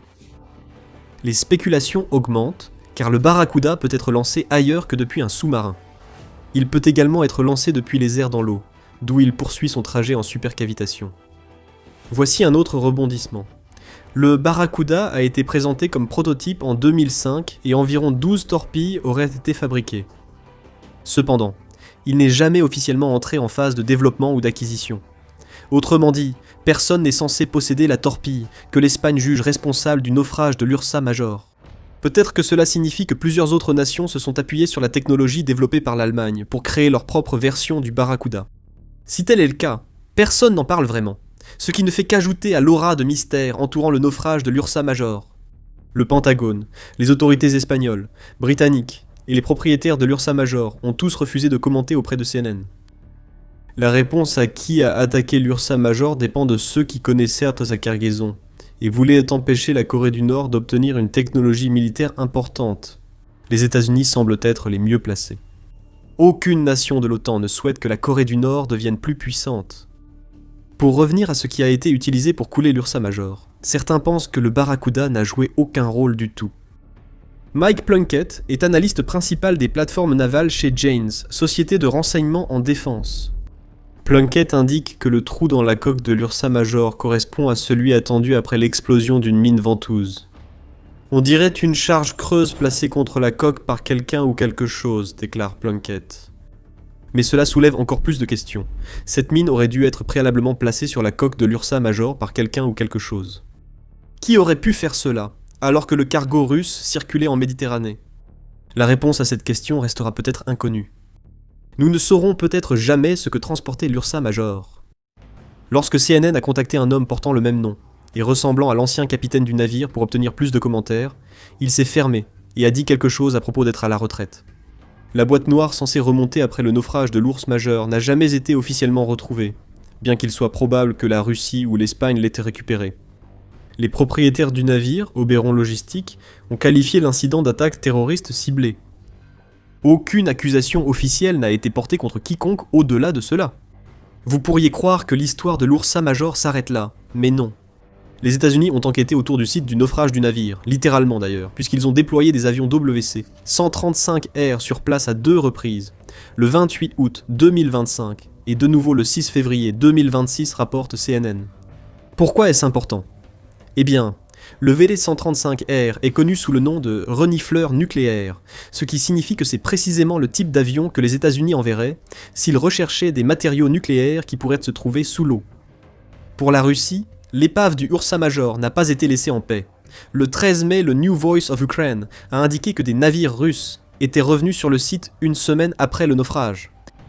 Parmi ces navires se trouvait le Yantar, qui a une certaine histoire. Souvent accusé d'être un navire espion, chargé de mener des actes de sabotage dans les eaux de l'OTAN, le Yantar est un choix intéressant à envoyer. Sa capacité à scanner les fonds marins fait de lui un bon choix pour la Russie si elle veut découvrir ce qui est arrivé à l'Ursa Major et sa cargaison. Le Yantar a également passé 5 jours au-dessus de l'épave de l'Ursa Major. À la fin de ces 5 jours, 4 nouvelles explosions ont été détectées sur le fond marin. Il semble que le Yantar ait pu jouer un rôle dans la destruction de l'Ursa Major et de la cargaison qu'il transportait, une bonne fois pour toutes. La seule chose que l'on puisse affirmer avec certitude, c'est que l'Ursa Major n'existe plus, et cela mettra la Corée du Nord en colère si le navire transportait des réacteurs nucléaires en provenance de Russie. La Corée du Nord a annoncé en 2021 vouloir développer un sous-marin nucléaire, dans le cadre du plan quinquennal d'armement de Kim Jong-un. Kim a souvent exprimé son souhait de posséder un sous-marin nucléaire, notamment lors de l'essai d'un missile de croisière lancé depuis un sous-marin en janvier 2024, selon le Centre d'études stratégiques et internationales. Il n'est sans doute pas anodin que l'Ursa Major ait quitté Ust-Luga peu après que la Corée du Nord aurait envoyé des soldats soutenir Poutine dans la guerre en Ukraine. C'était un accord, un échange qui a mal tourné. C'est aussi un signe de la forte coopération entre la Corée du Nord et la Russie. L'Ursa Major n'a peut-être pas livré ses réacteurs nucléaires à Kim, mais la Russie a-t-elle tenté à nouveau ? La Corée du Nord a-t-elle obtenu les réacteurs voulus pour ses sous-marins ? Nous le saurons peut-être seulement si des sous-marins nucléaires apparaissent dans le pays. Si les États-Unis étaient impliqués dans tout cela, cette implication resterait probablement classifiée pendant longtemps. Parmi toutes les blessures ouvertes laissées sur le continent eurasiatique après l'effondrement de l'Union soviétique, la Moldavie reste l'un des points chauds potentiels les plus sous-estimés mais aussi les plus importants. Depuis 2 siècles, la nation considérée comme l'une des plus pauvres d'Europe est prise dans une lutte entre l'Est et l'Ouest, ou plus précisément, entre l'Europe et la Russie. La semaine dernière, le président russe Vladimir Poutine a ravivé ce vieux feu latent. Les médias russes et plusieurs médias internationaux ont rapporté que Vladimir Poutine a publié un décret accélérant l'octroi de la citoyenneté aux habitants de la région séparatiste pro-russe de Transnistrie, une bande de terre stratégiquement importante située entre la Moldavie et l'Ukraine. Cette décision a attisé les tensions qui montent en flèche depuis le début de l'année et a suscité une réaction ferme de la présidente moldave Maia Sandu. Voici pourquoi Vladimir Poutine a pris cette décision, comment la Moldavie et Maia Sandu ont réagi, et ce que cela signifie pour l'avenir de la région. Les racines du problème remontent directement à l'effondrement de l'Union soviétique à la fin des années 1980. Cependant, on peut soutenir que les problèmes de la Moldavie avec la Russie remontent à 1812 lorsque la Bessarabie, la partie orientale de ce qui était alors connu sous le nom de Moldavie, a été cédée à l'Empire russe à la suite d'une guerre remportée par les Russes. Les Moldaves ne se sont jamais vraiment adaptés à la domination russe, étant historiquement et culturellement plus proches de la Roumanie. Les différences entre le moldave et le roumain sont surtout cosmétiques d'un point de vue linguistique. En 1918, à la suite de la Révolution russe, la Bessarabie devint brièvement indépendante sous le nom de République démocratique moldave et s'unit à la Roumanie. Mais cette souveraineté fut de courte durée. Pendant la Seconde Guerre mondiale, l'Union soviétique a occupé la région et créé la République socialiste soviétique moldave. Lorsque l'Union soviétique a commencé à s'effondrer en 1989, les Moldaves ont saisi l'occasion et se sont à nouveau dirigés vers l'indépendance. Et c'est là que les problèmes actuels ont commencé. La Transnistrie, ce territoire d'environ 4100 km² situé sur la rive gauche du fleuve Dniestre, s'est opposé au nationalisme moldave grandissant. Les choses se sont encore envenimées lorsque les Moldaves ont adopté une loi faisant du moldave la langue officielle et remplaçant l'alphabet cyrillique par l'écriture latine. La plupart des habitants de la rive gauche communiquaient surtout en russe. Ainsi, les habitants ordinaires de la Transnistrie, en particulier ceux issus des importantes minorités russes et ukrainiennes, étaient peut-être légitimement inquiets d'être marginalisés sous le nouveau régime linguistique et ont organisé des manifestations. Plus importante encore, la Transnistrie était devenue le centre industriel de la Moldavie sous le régime soviétique, et les élites étaient devenues de plus en plus puissantes politiquement en conséquence. Ils voyaient les signes alors que le pouvoir passait à l'ouest. Lorsque la Moldavie a adopté une déclaration de souveraineté en 1990, les Transnistriens se sont déclarés République autonome, la République autonome moldave du Dniestre. Une brève guerre civile a éclaté, compliquée par la présence de la 14e armée soviétique stationnée en Transnistrie. Les Moldaves ont émis un décret transférant toutes les anciennes troupes et équipements militaires soviétiques aux nouvelles forces de défense moldaves. La 14e armée l'a ignoré. Le président russe, Boris Eltsine, a ensuite placé les forces sous le contrôle de la Fédération de Russie. La 14e armée a rejoint les séparatistes et infligé plusieurs défaites majeures aux forces moldaves, assurant ainsi l'intégrité territoriale de la région séparatiste. Finalement, un accord de paix a été signé en juillet 1992 et des négociations pour régler définitivement le conflit ont commencé. Malheureusement, 34 ans plus tard, nous semblons être toujours aussi loin d'un règlement permanent et à l'amiable. Diverses tentatives ont été faites sous des gouvernements successifs des deux côtés pour parvenir à une paix durable et à des arrangements territoriaux mutuellement acceptables, mais aucune n'a finalement abouti. Les deux parties s'accusaient mutuellement pour ces échecs. Cependant, la Transnistrie demeure sous forte influence russe. Démographiquement, la région se partage entre Russes, Ukrainiens, Moldaves et une minorité de Gagaouzes et Bulgares. Les langues officielles de la région, le russe, le moldave et l'ukrainien, reflètent cette diversité. Le russe est en fait la langue principale du gouvernement, de l'éducation et de la vie quotidienne. Plus importante encore, 1500 soldats du groupe opérationnel des forces russes en Transnistrie, ou GOFR, restent stationnés en permanence en Transnistrie. Ces troupes étaient auparavant relevées tous les 6 mois, mais la Moldavie et l'Ukraine bloquent les tentatives de rotation russe depuis 2022. La majorité se trouve dans l'ancien dépôt de munitions soviétique à Kobazna. Situé à un peu plus d'1 mile de la frontière ukrainienne, cet immense dépôt d'armes est le plus grand d'Europe de l'Est, avec environ 22 000 tonnes de matériel militaire gardé par les troupes russes. Comme vous l'imaginez, ce vaste stock d'armes est un problème majeur pour la Moldavie et l'Ukraine. Seules les autorités transnistriennes et russes savent réellement ce qui est stocké et dans quel état cela se trouve. Une grande partie de cet arsenal est sans aucun doute périmée, puisqu'elle est là depuis 35 à 75 ans. La situation en Ukraine complique les choses. Avec une guerre très destructrice qui se déroule à seulement quelques miles de là, les autorités redoutent l'impact d'une frappe accidentelle sur le dépôt. Avec autant de munitions potentiellement instables stockées là-bas, l'Académie des sciences de Moldavie a déterminé en 2015 qu'une explosion à Kobazna serait équivalente aux bombardements atomiques d'Hiroshima et de Nagasaki. Russes, Ukrainiens et Moldaves redoutent que les munitions et équipements stockés soient utilisés dans la guerre, risquant d'impliquer la Moldavie dans le conflit. C'est un problème difficile à résoudre car les parties concernées ont des intérêts divergents. Les Moldaves souhaitent le retrait des armes et troupes, mais cela reste impossible tant que la guerre en Ukraine continue. Les autorités transnistriennes gardent les deux comme garantie contre d'éventuelles tentatives moldaves de réunification par la force. Les Ukrainiens voudraient probablement éliminer les troupes et prendre l'équipement. Et les Russes essaient depuis longtemps de tirer parti de la situation à leur avantage, comme la direction russe a tendance à le faire. Pendant une grande partie de la période post-indépendance de la Moldavie, la question de la Transnistrie a été plus ou moins laissée de côté. Les gouvernements moldaves avaient tendance à osciller entre des régimes pro-russes et des régimes carrément contrôlés par les oligarques, sans qu'aucun d'eux n'ait vraiment intérêt à clore définitivement ce chapitre. Mais tout cela a changé de façon décisive lorsque Maya Sandu est entrée en fonction en 2020. Sandu n'est absolument pas pro-russe.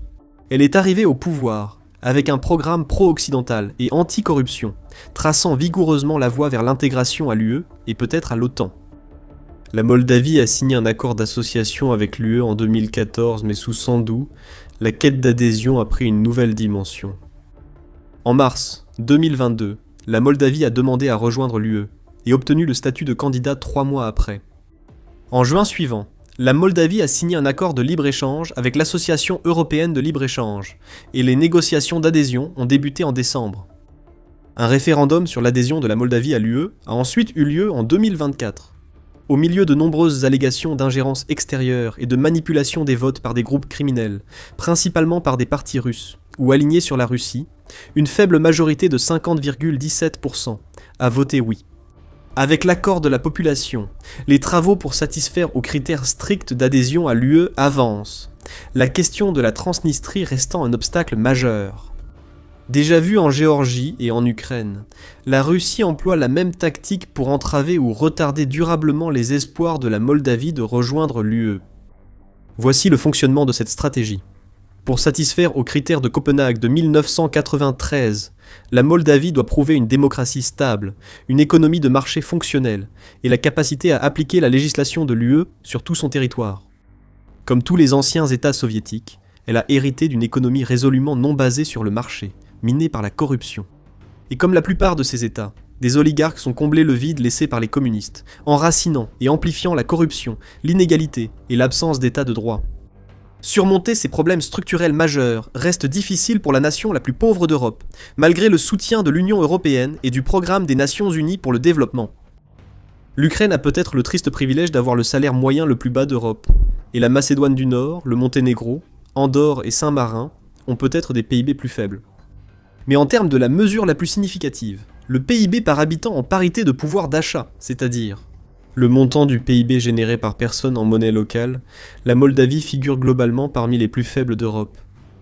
Pour répondre aux critères de Copenhague, la Moldavie doit encore réformer la justice, renforcer l'état de droit, lutter contre la corruption et achever la déoligarchisation, ce qui reste difficile.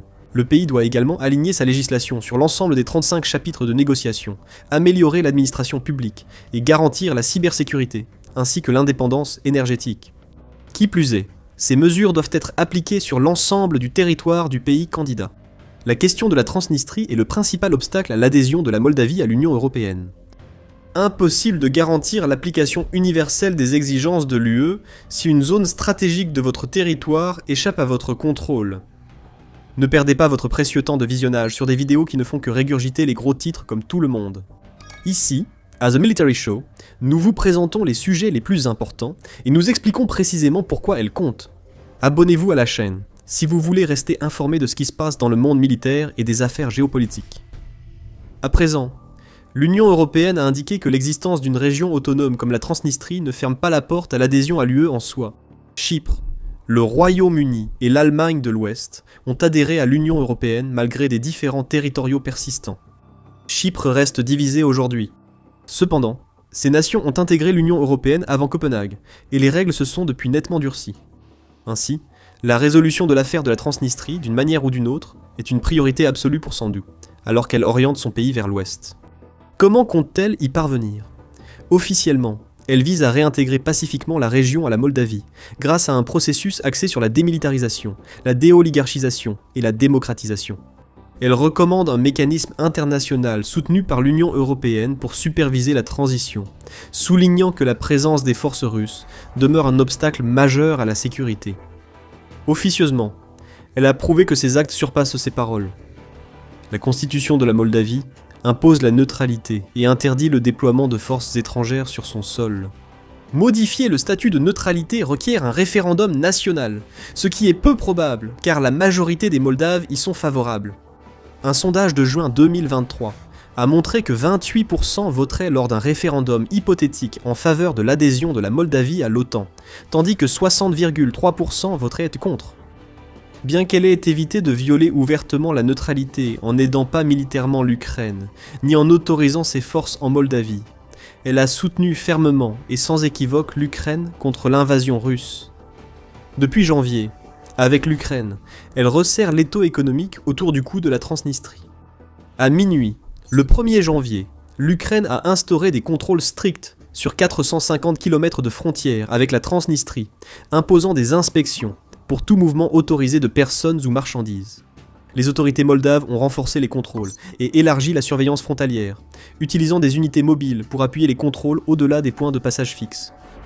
Exactement 2 ans plus tôt, le 1er janvier 2024, le gouvernement de Sandu avait imposé des taxes sur les importations et exportations à destination et en provenance de la Transnistrie, poussant le dirigeant séparatiste Vadim Krasnozelski à accuser la Moldavie de mener un blocus économique contre la région. Ce n'était pas la première fois qu'il faisait de telles déclarations, mais cette fois, il avait essentiellement raison.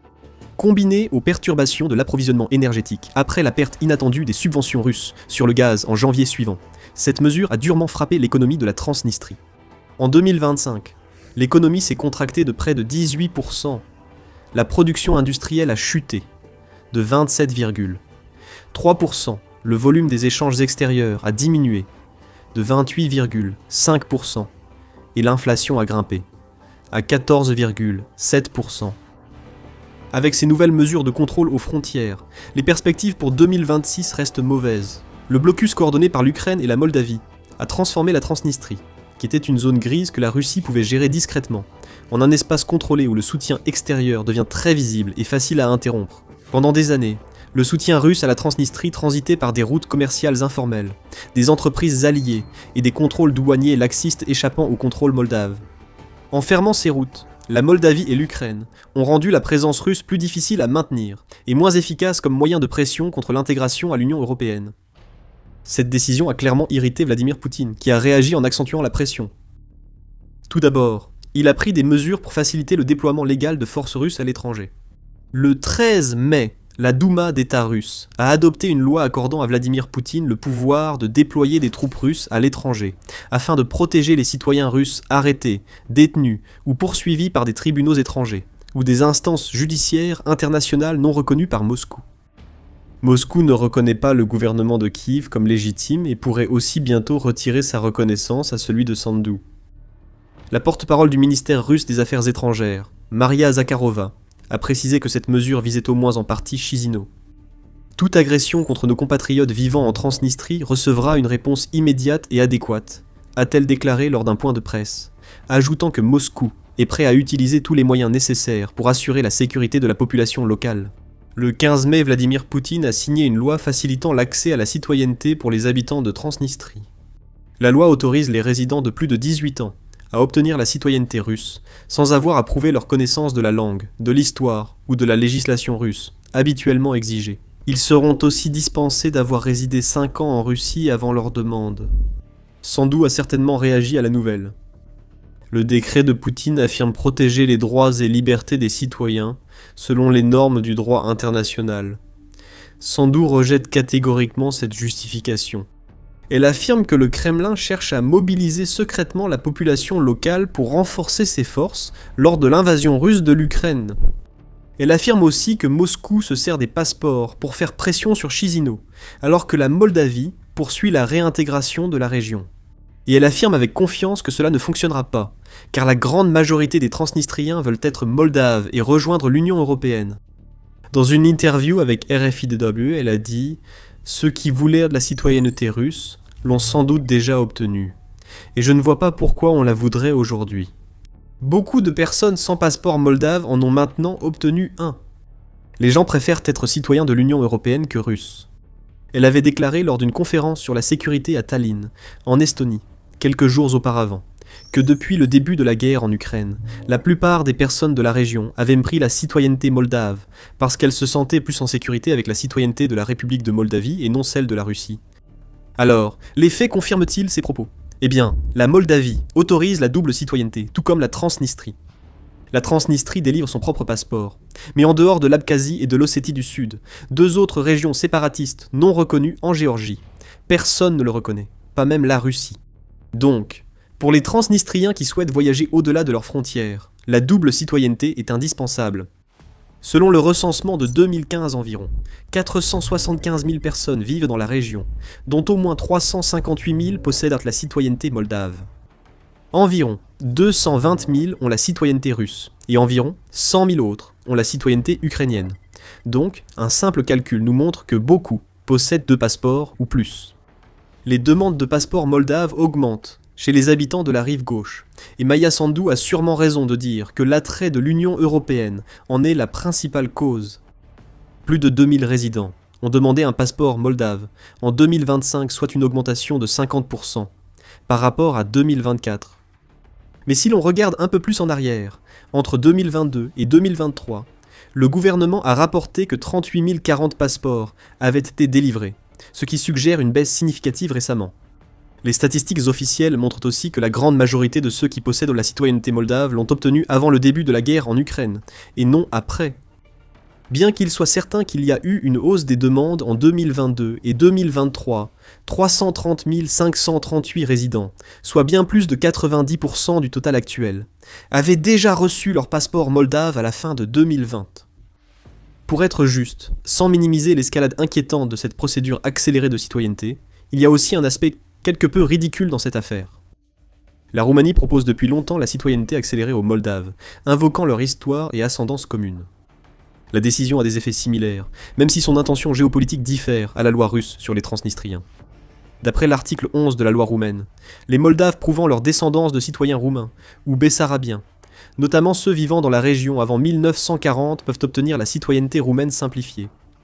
Ce processus dure généralement 2 à 3 ans, avec, pour de nombreux demandeurs, des exemptions aux exigences de résidence et de langue. Victoire importante pour les candidats retenus. Sans preuve de descendance, les demandeurs moldaves doivent vivre 8 ans en Roumanie et réussir des tests de langue et culture roumaine, entre autres conditions.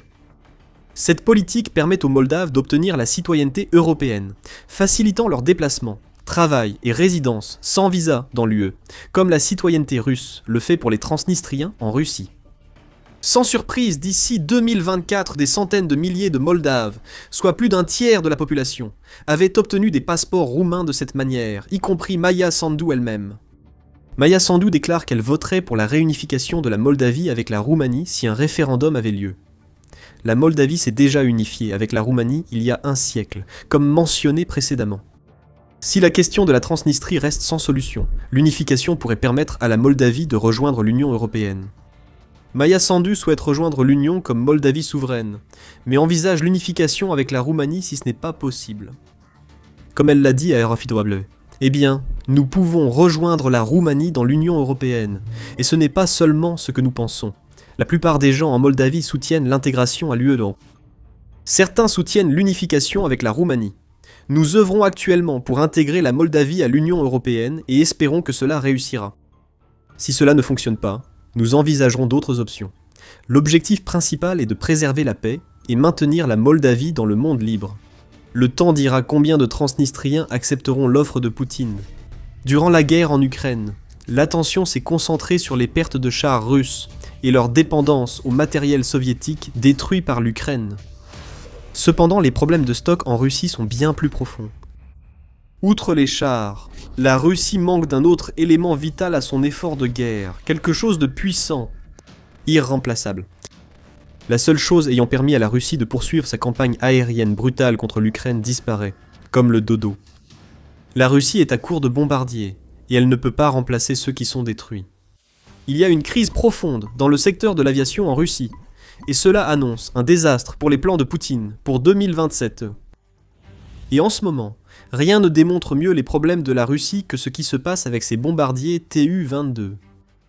Le 16 juin, Euromaidan Press a révélé que la Russie avait commencé sa guerre contre l'Ukraine avec un stock de 41 bombardiers Tu-22 M3.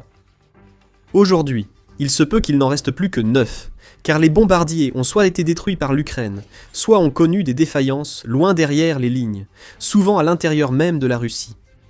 United 24 Média confirme ce rapport, en notant qu'un crash de Tu-22 M3 survenu dans la région d'Irkoutsk en Russie en juin est le troisième à se produire en autant d'années, puisque 2024 et 2025 ont connu des incidents similaires, tous deux sur la même base aérienne de Belia située dans la région. À présent, le média affirme que jusqu'à 70% de l'ensemble de la flotte de Tu-22 de la Russie a été perdue. C'est un problème. Pour deux raisons. Premièrement, il y a ce que le Tu-22 est censé apporter, et ce que la perte d'autant d'appareils signifie pour la Russie. Cet appareil a été le premier bombardier supersonique à entrer en production en Union soviétique, et certaines variantes du Tu-22 sont en service dans l'armée soviétique depuis les années 60. Nous ne prétendons pas que c'est le bombardier le plus impressionnant. Ce n'est pas le cas, mais sa combinaison de vitesse supersonique et sa capacité à lancer plusieurs types de missiles de croisière, ainsi que des bombes planantes, en font un atout pour une armée russe qui tente d'affaiblir l'Ukraine par des frappes aériennes constantes. Chaque Tu-22 qui est abattu représente un appareil qui ne peut plus être utilisé pour bombarder l'Ukraine avec des missiles et des bombes, et c'est un problème que Poutine ne veut pas affronter. Mais le problème bien plus important est le suivant. La Russie n'a pas fabriqué de nouveaux Tu-22 depuis 1993. La Russie perd des Tu-22 à l'appel, et absolument aucun d'entre eux n'est remplacé. L'opération Toile d'araignée de l'Ukraine en a détruit 12 rien qu'en juin 2025 en frappant des bombardiers situés sur les bases de Belia, Olenia et Diaghilevo. Depuis le début de la guerre, au moins 24 Tu-22 ont été détruits ou endommagés, et tout ce que la Russie a mis en place est un programme de modernisation conçu pour les stocks déclinants de Tu-22 qu'elle possède encore dans son arsenal. Il n'y a pas de pièces de rechange, même des dommages mineurs sur l'un de ces bombardiers peuvent entraîner sa mise hors service totale, car la Russie ne dispose pas de ce qu'il faut pour effectuer les réparations. Cela signifie que chaque Tu-22 perdu est un bombardier que la Russie ne pourra jamais remplacer. Le pire, c'est que cette incapacité à remplacer les bombardiers perdus touche plusieurs modèles. C'est une défaillance systémique de la production qui s'étend à l'ensemble de l'industrie aérospatiale russe, tant militaire que commerciale. Revenons en arrière, en janvier 2026. Ce mois-là, quelque chose d'intéressant s'est produit chez Tupolev, la société de conception et de fabrication d'avions responsable de la construction du Tu-22, ainsi que de plusieurs autres bombardiers russes. Le directeur général Alexandre Bobroussiev a démissionné, ou a probablement été poussé vers la sortie, remplacé par Yuri Ambrosimov, ancien directeur général adjoint chargé de l'économie et des finances. Ce changement de direction était particulièrement remarquable car il est survenu peu de temps après une précédente vague de purge en 2024, et cela signifie que l'entreprise qui fabrique et répare les Tu-22M3, Tu-160 et Tu-95MS est désormais sous une nouvelle direction. Pourquoi devriez-vous vous en soucier ? Si vous connaissez un peu la Russie, vous savez que les changements à la tête des entreprises n'ont généralement lieu que lorsqu'il se passe quelque chose de tellement catastrophique en coulisses qu'on ne peut plus le dissimuler par des pots de vin et des dessous de table. C'est exactement ce qui arrive chez Tupolev. Babrichev est parti après de nombreuses plaintes du ministère russe de la Défense contre son entreprise, la plupart dues au non-respect des contrats par Tupolev. Des poursuites ont eu lieu, et l'entreprise a payé des millions, sans changer la situation. Les objectifs de production n'étaient pas atteints dans tous les domaines, aussi bien dans la branche militaire que dans la branche civile de l'entreprise. Defense Express a révélé des chiffres intéressants. Il a souligné que le ministère russe de la Défense avait reçu près de 53,5 millions de dollars en règlements combinés de la part de Tupolev. Ce chiffre est intéressant car il correspond à peu près au coût de la modernisation d'un bombardier Tu-95MS, et il représente environ un quart de la somme que la Russie dépense pour construire un Tu-160 main. En d'autres termes, ce n'est pas énorme. Si c'est tout ce que le ministère russe de la Défense a demandé, cela en dit long sur la fabrication des bombardiers russes. L'entreprise censée rénover la flotte vieillissante de la Russie n'a même pas réussi à sortir un seul Tu-95MS de ses ateliers. Au-delà de cela, l'entreprise était également censée produire 4 Tu-160M pour le ministère, tous devant être construits entre 2022 et 2023 et livrés en 2025. Mais seulement 2 ont jamais été livrés à l'armée russe, et les 2 sont arrivés en 2026, soit un an, après la date limite initiale. Livrer en retard est une chose, mais n'honorer que la moitié d'une commande majeure montre qu'il y a un vrai problème chez le principal fabricant de bombardiers russes. On peut même ajouter quelques problèmes avec le Tu-22M3 dans l'équation. Tupolev supervise le programme de modernisation de ce vieux bombardier soviétique. Au lancement du programme, Tupolev annonçait moderniser jusqu'à 30 bombardiers pour l'armée russe. Combien en a-t-il modernisé ? 2. Un en 2018 et un autre en 2023. Bien sûr, 30 est un objectif assez ambitieux maintenant que la Russie n'a plus que 9 Tu-22, mais livrer seulement 2 bombardiers modernisés en 5 ans, c'est un délai de modernisation ridiculement lent.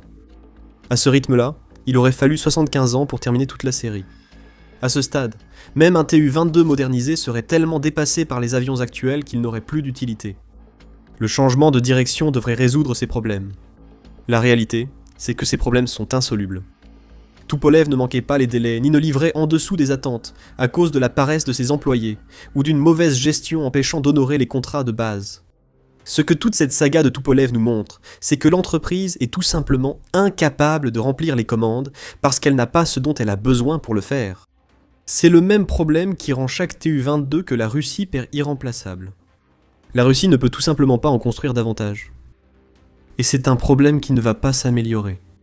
Il y a plusieurs raisons pour lesquelles l'industrie aérospatiale russe est dans l'état où elle se trouve.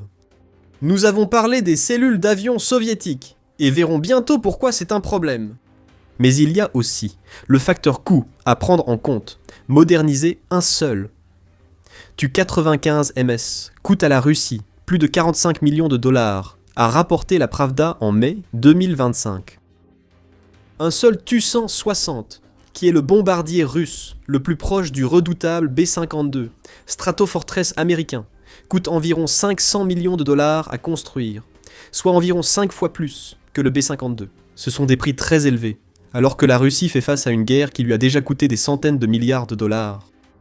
Quand ces bombardiers ont le problème de ne pas pouvoir être remplacés, et, souvent, de ne même pas pouvoir être réparés s'ils sont immobilisés ou connaissent des problèmes techniques, on comprend l'hésitation du ministère russe de la Défense à investir dans une flotte pourtant en manque, criant de modernisation. Mais tout cela nous ramène simplement au problème plus important auquel la Russie est confrontée avec ses bombardiers en ce moment.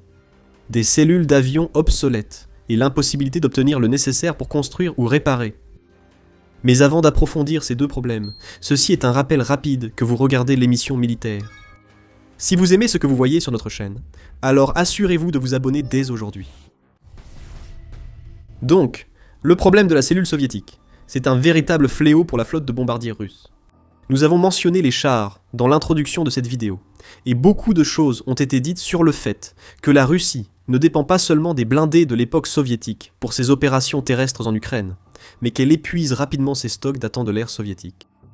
L'un des plus grands problèmes auxquels la Russie est confrontée sur ce plan, c'est qu'elle est obligée de cannibaliser plusieurs vieux chars juste pour en remettre un en état de marche.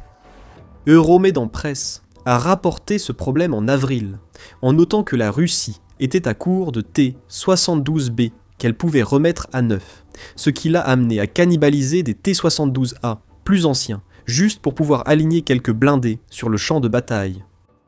À l'époque, la Russie possédait 800 à 900 T-72A, mais seuls environ 500 étaient potentiellement rénovables. Le reste devait être démonté pour récupérer des pièces pour la remise à neuf, et la Russie aurait probablement manqué de ressources pour restaurer les 500 chars potentiels. Appliquer ce problème à une flotte de bombardiers avec seulement quelques dizaines de cellules disponibles, au lieu de centaines. La cannibalisation est alors nécessaire, mais la Russie manque rapidement de pièces, et comme pour ses chars, elle n'a pas les installations pour en produire plus. Ce sont principalement des bombardiers soviétiques, et la Russie a depuis longtemps fermé beaucoup d'usines qui produisaient leurs pièces il y a des décennies. Le National Security Journal souligne également ce problème, notant que la Russie disposait d'une flotte de bombardiers d'environ 120 appareils, parmi ses stocks de Tu-22, Tu-95 et Tu-160 lorsque Vladimir Poutine a lancé son invasion de l'Ukraine. Même à cette époque, environ un tiers de la flotte était hors service pour des réparations ou une modernisation. Pourtant, on croyait que la flotte de bombardiers était assez grande pour affronter l'Ukraine. Ce n'était pas le cas. Et c'est là le problème, car le seul de ces 3 bombardiers encore en production est le Tu-160. Comme on l'a vu avec les problèmes de Tupolev, ces cellules ne sont pas construites assez vite pour compenser les pertes de bombardiers subies par la Russie. Depuis la reprise de la production du Tu-160, en 2019, seulement 6 ont été livrés aux forces armées russes. La Russie a perdu 2 fois plus de bombardiers à cause de l'opération Toile d'araignée, et d'autres encore. La production des Tu-22 et 95 datant de l'époque soviétique s'est arrêtée en 1993, lorsque la Russie a préféré économiser l'argent plutôt que d'investir dans de nouveaux bombardiers, après la chute de l'Union soviétique. En 2026, la Russie a désespérément besoin que ses usines reprennent leur activité, mais c'est impossible à ce stade. Une grande partie de l'infrastructure utilisée pour fabriquer ces anciens bombardiers a été démantelée dans les années 90, et une grande partie de l'expertise nécessaire à leur construction a soit disparu avec ceux qui la détenaient, soit est inaccessible pour d'autres raisons. C'est pourquoi chaque bombardier perdu par la Russie est irréversible et irremplaçable. et pour vraiment remuer le couteau dans la plaie. C'est un problème que l'on retrouve dans l'ensemble de l'armée russe. Les systèmes soviétiques sur lesquels Poutine a tant compté contre l'Ukraine sont à usage unique. Geopolitical Monitor indique que les avions d'appui rapprochés Su-25 ne sont plus produits, entraînant les mêmes problèmes que la flotte de bombardiers russes. La famille de chars T-80 n'est pas remplaçable, donc chaque nouveau T-80 sur le champ de bataille est simplement une remise à neuf, réalisée par la Russie, en récupérant des pièces d'autres T-80. L'avion russe A-50 de surveillance et commandement est aussi concerné par cette situation. En résumé, si cela date de l'époque soviétique, la Russie n'a plus les moyens ni les compétences pour le remplacer. Voilà ce qui arrive lorsqu'une armée ne parvient pas à se moderniser au niveau nécessaire, tout en refusant d'investir dans l'entretien des anciens systèmes sur lesquels elle compte. Finalement, les stocks commencent à s'épuiser. Voici pourquoi le fait qu'autant de ces bombardiers soient irremplaçables est si important. Pendant une grande partie de la guerre, la Russie n'a pas utilisé ces bombardiers comme on pourrait s'y attendre. Elle a vite compris que faire voler des avions au-dessus de l'Ukraine menait au désastre. En mai 2022, l'Ukraine avait détruit 199 avions russes, rapportait alors Ukrenform. Et la réponse de Poutine à cela a été de retirer les chasseurs et les bombardiers hors de portée des défenses aériennes ukrainiennes. La stratégie depuis lors a été simple. Envoyer des bombardiers et des chasseurs dans les airs, leur faire lancer des missiles de croisière et des bombes planantes, puis les ramener au sol sans avoir à pénétrer sur le territoire ukrainien. La Russie s'appuie sur cette stratégie depuis des années et tente de l'intensifier en 2026. Le 1er juin, France 24 a rapporté que la Russie avait lancé 211 missiles sur l'Ukraine en mai, ce qui figurait parmi les totaux mensuels les plus élevés depuis le début de la guerre. Euromédan Press révèle que la Russie lance chaque jour entre 180 et 250 bombes planantes sur l'Ukraine, ce qui nécessite l'exécution de 200 sorties quotidiennes, ce qui, à son tour, impose une pression énorme sur les pilotes et leurs appareils. Considérez ce rythme d'attaques aériennes face au problème des bombardiers russes. Les bombardiers russes lancent des missiles de croisière et des bombes planantes. Chaque fois qu'un de ces bombardiers est perdu, que ce soit à cause d'une attaque ukrainienne sur une base ou de simples problèmes de maintenance dus à un trop grand nombre de missions, c'est une menace d'attaque qui est définitivement clouée au sol. Lentement mais sûrement, la Russie épuise ses Tu-22 et Tu-95 irremplaçables, et elle ne construit pas le Tu-160 à un rythme suffisant pour faire face à la pression. Quand les bombardiers manqueront, les attaques cesseront. Il faut aussi considérer la question nucléaire. Après que l'Ukraine a détruit de nombreux bombardiers russes lors de l'opération Toile d'araignée, l'un des sujets majeurs a été l'impact de cette frappe sur la menace nucléaire russe. Le Tu-22 est capable de transporter des armes nucléaires, tout comme le Tu-95 et le 160. Si ces cellules d'avion sont soit irremplaçables, soit construites à un rythme si lent qu'elles en deviennent presque insignifiantes, la menace nucléaire aérienne diminue rapidement. Chaque Tu-22 abattu perd à jamais sa capacité à lancer des armes nucléaires, sans remplacement. Alors que la Russie aime utiliser sa puissance nucléaire pour intimider, l'effondrement en temps réel d'une grande partie de sa triade nucléaire affaiblit activement la Russie sur la scène mondiale, pas seulement en Ukraine. La menace nucléaire russe s'affaiblit chaque mois. Mais le vrai problème pour Poutine reste l'absence de reprise tant que la guerre en Ukraine perdure. Nous avons déjà évoqué les problèmes des cellules d'avions soviétiques et ceux liés à la dépendance russe aux vieux bombardiers, irréparables ou irremplaçables. Mais le problème plus large, c'est que la construction aéronautique russe est complètement à la dérive dans tous les domaines. On le constate dans les délais non tenus et la production très lente du Tu-160. Cependant, le secteur de l'aviation commerciale en Russie connaît aussi des problèmes. Selon un rapport de août 2025 de Reuters, la Russie doit recourir de plus en plus à des itinéraires d'importation indirects, longs et coûteux, pour obtenir les composants indispensables à l'entretien de sa flotte de 700 avions. Le problème principal est que la majorité de ces avions proviennent de Boeing et Airbus, qui ne sont pas russes. Les sanctions frappent durement l'industrie aérospatiale russe. En janvier, le Moscow Times a rapporté que l'une des solutions de la Russie face aux pénuries inévitables créées par cette situation sera d'envoyer aux compagnies aériennes russes des avions soviétiques remisés en 2026 et 2027. Ce n'est pas une solution. C'est une continuation du problème que nous voyons dans la flotte de bombardiers russes.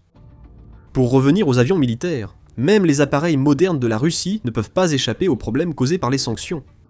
Dans le Su-34, Comme dans le Su-35, environ 80% des composants électriques essentiels, nécessaires au fonctionnement de ces avions, sont fabriqués en Occident.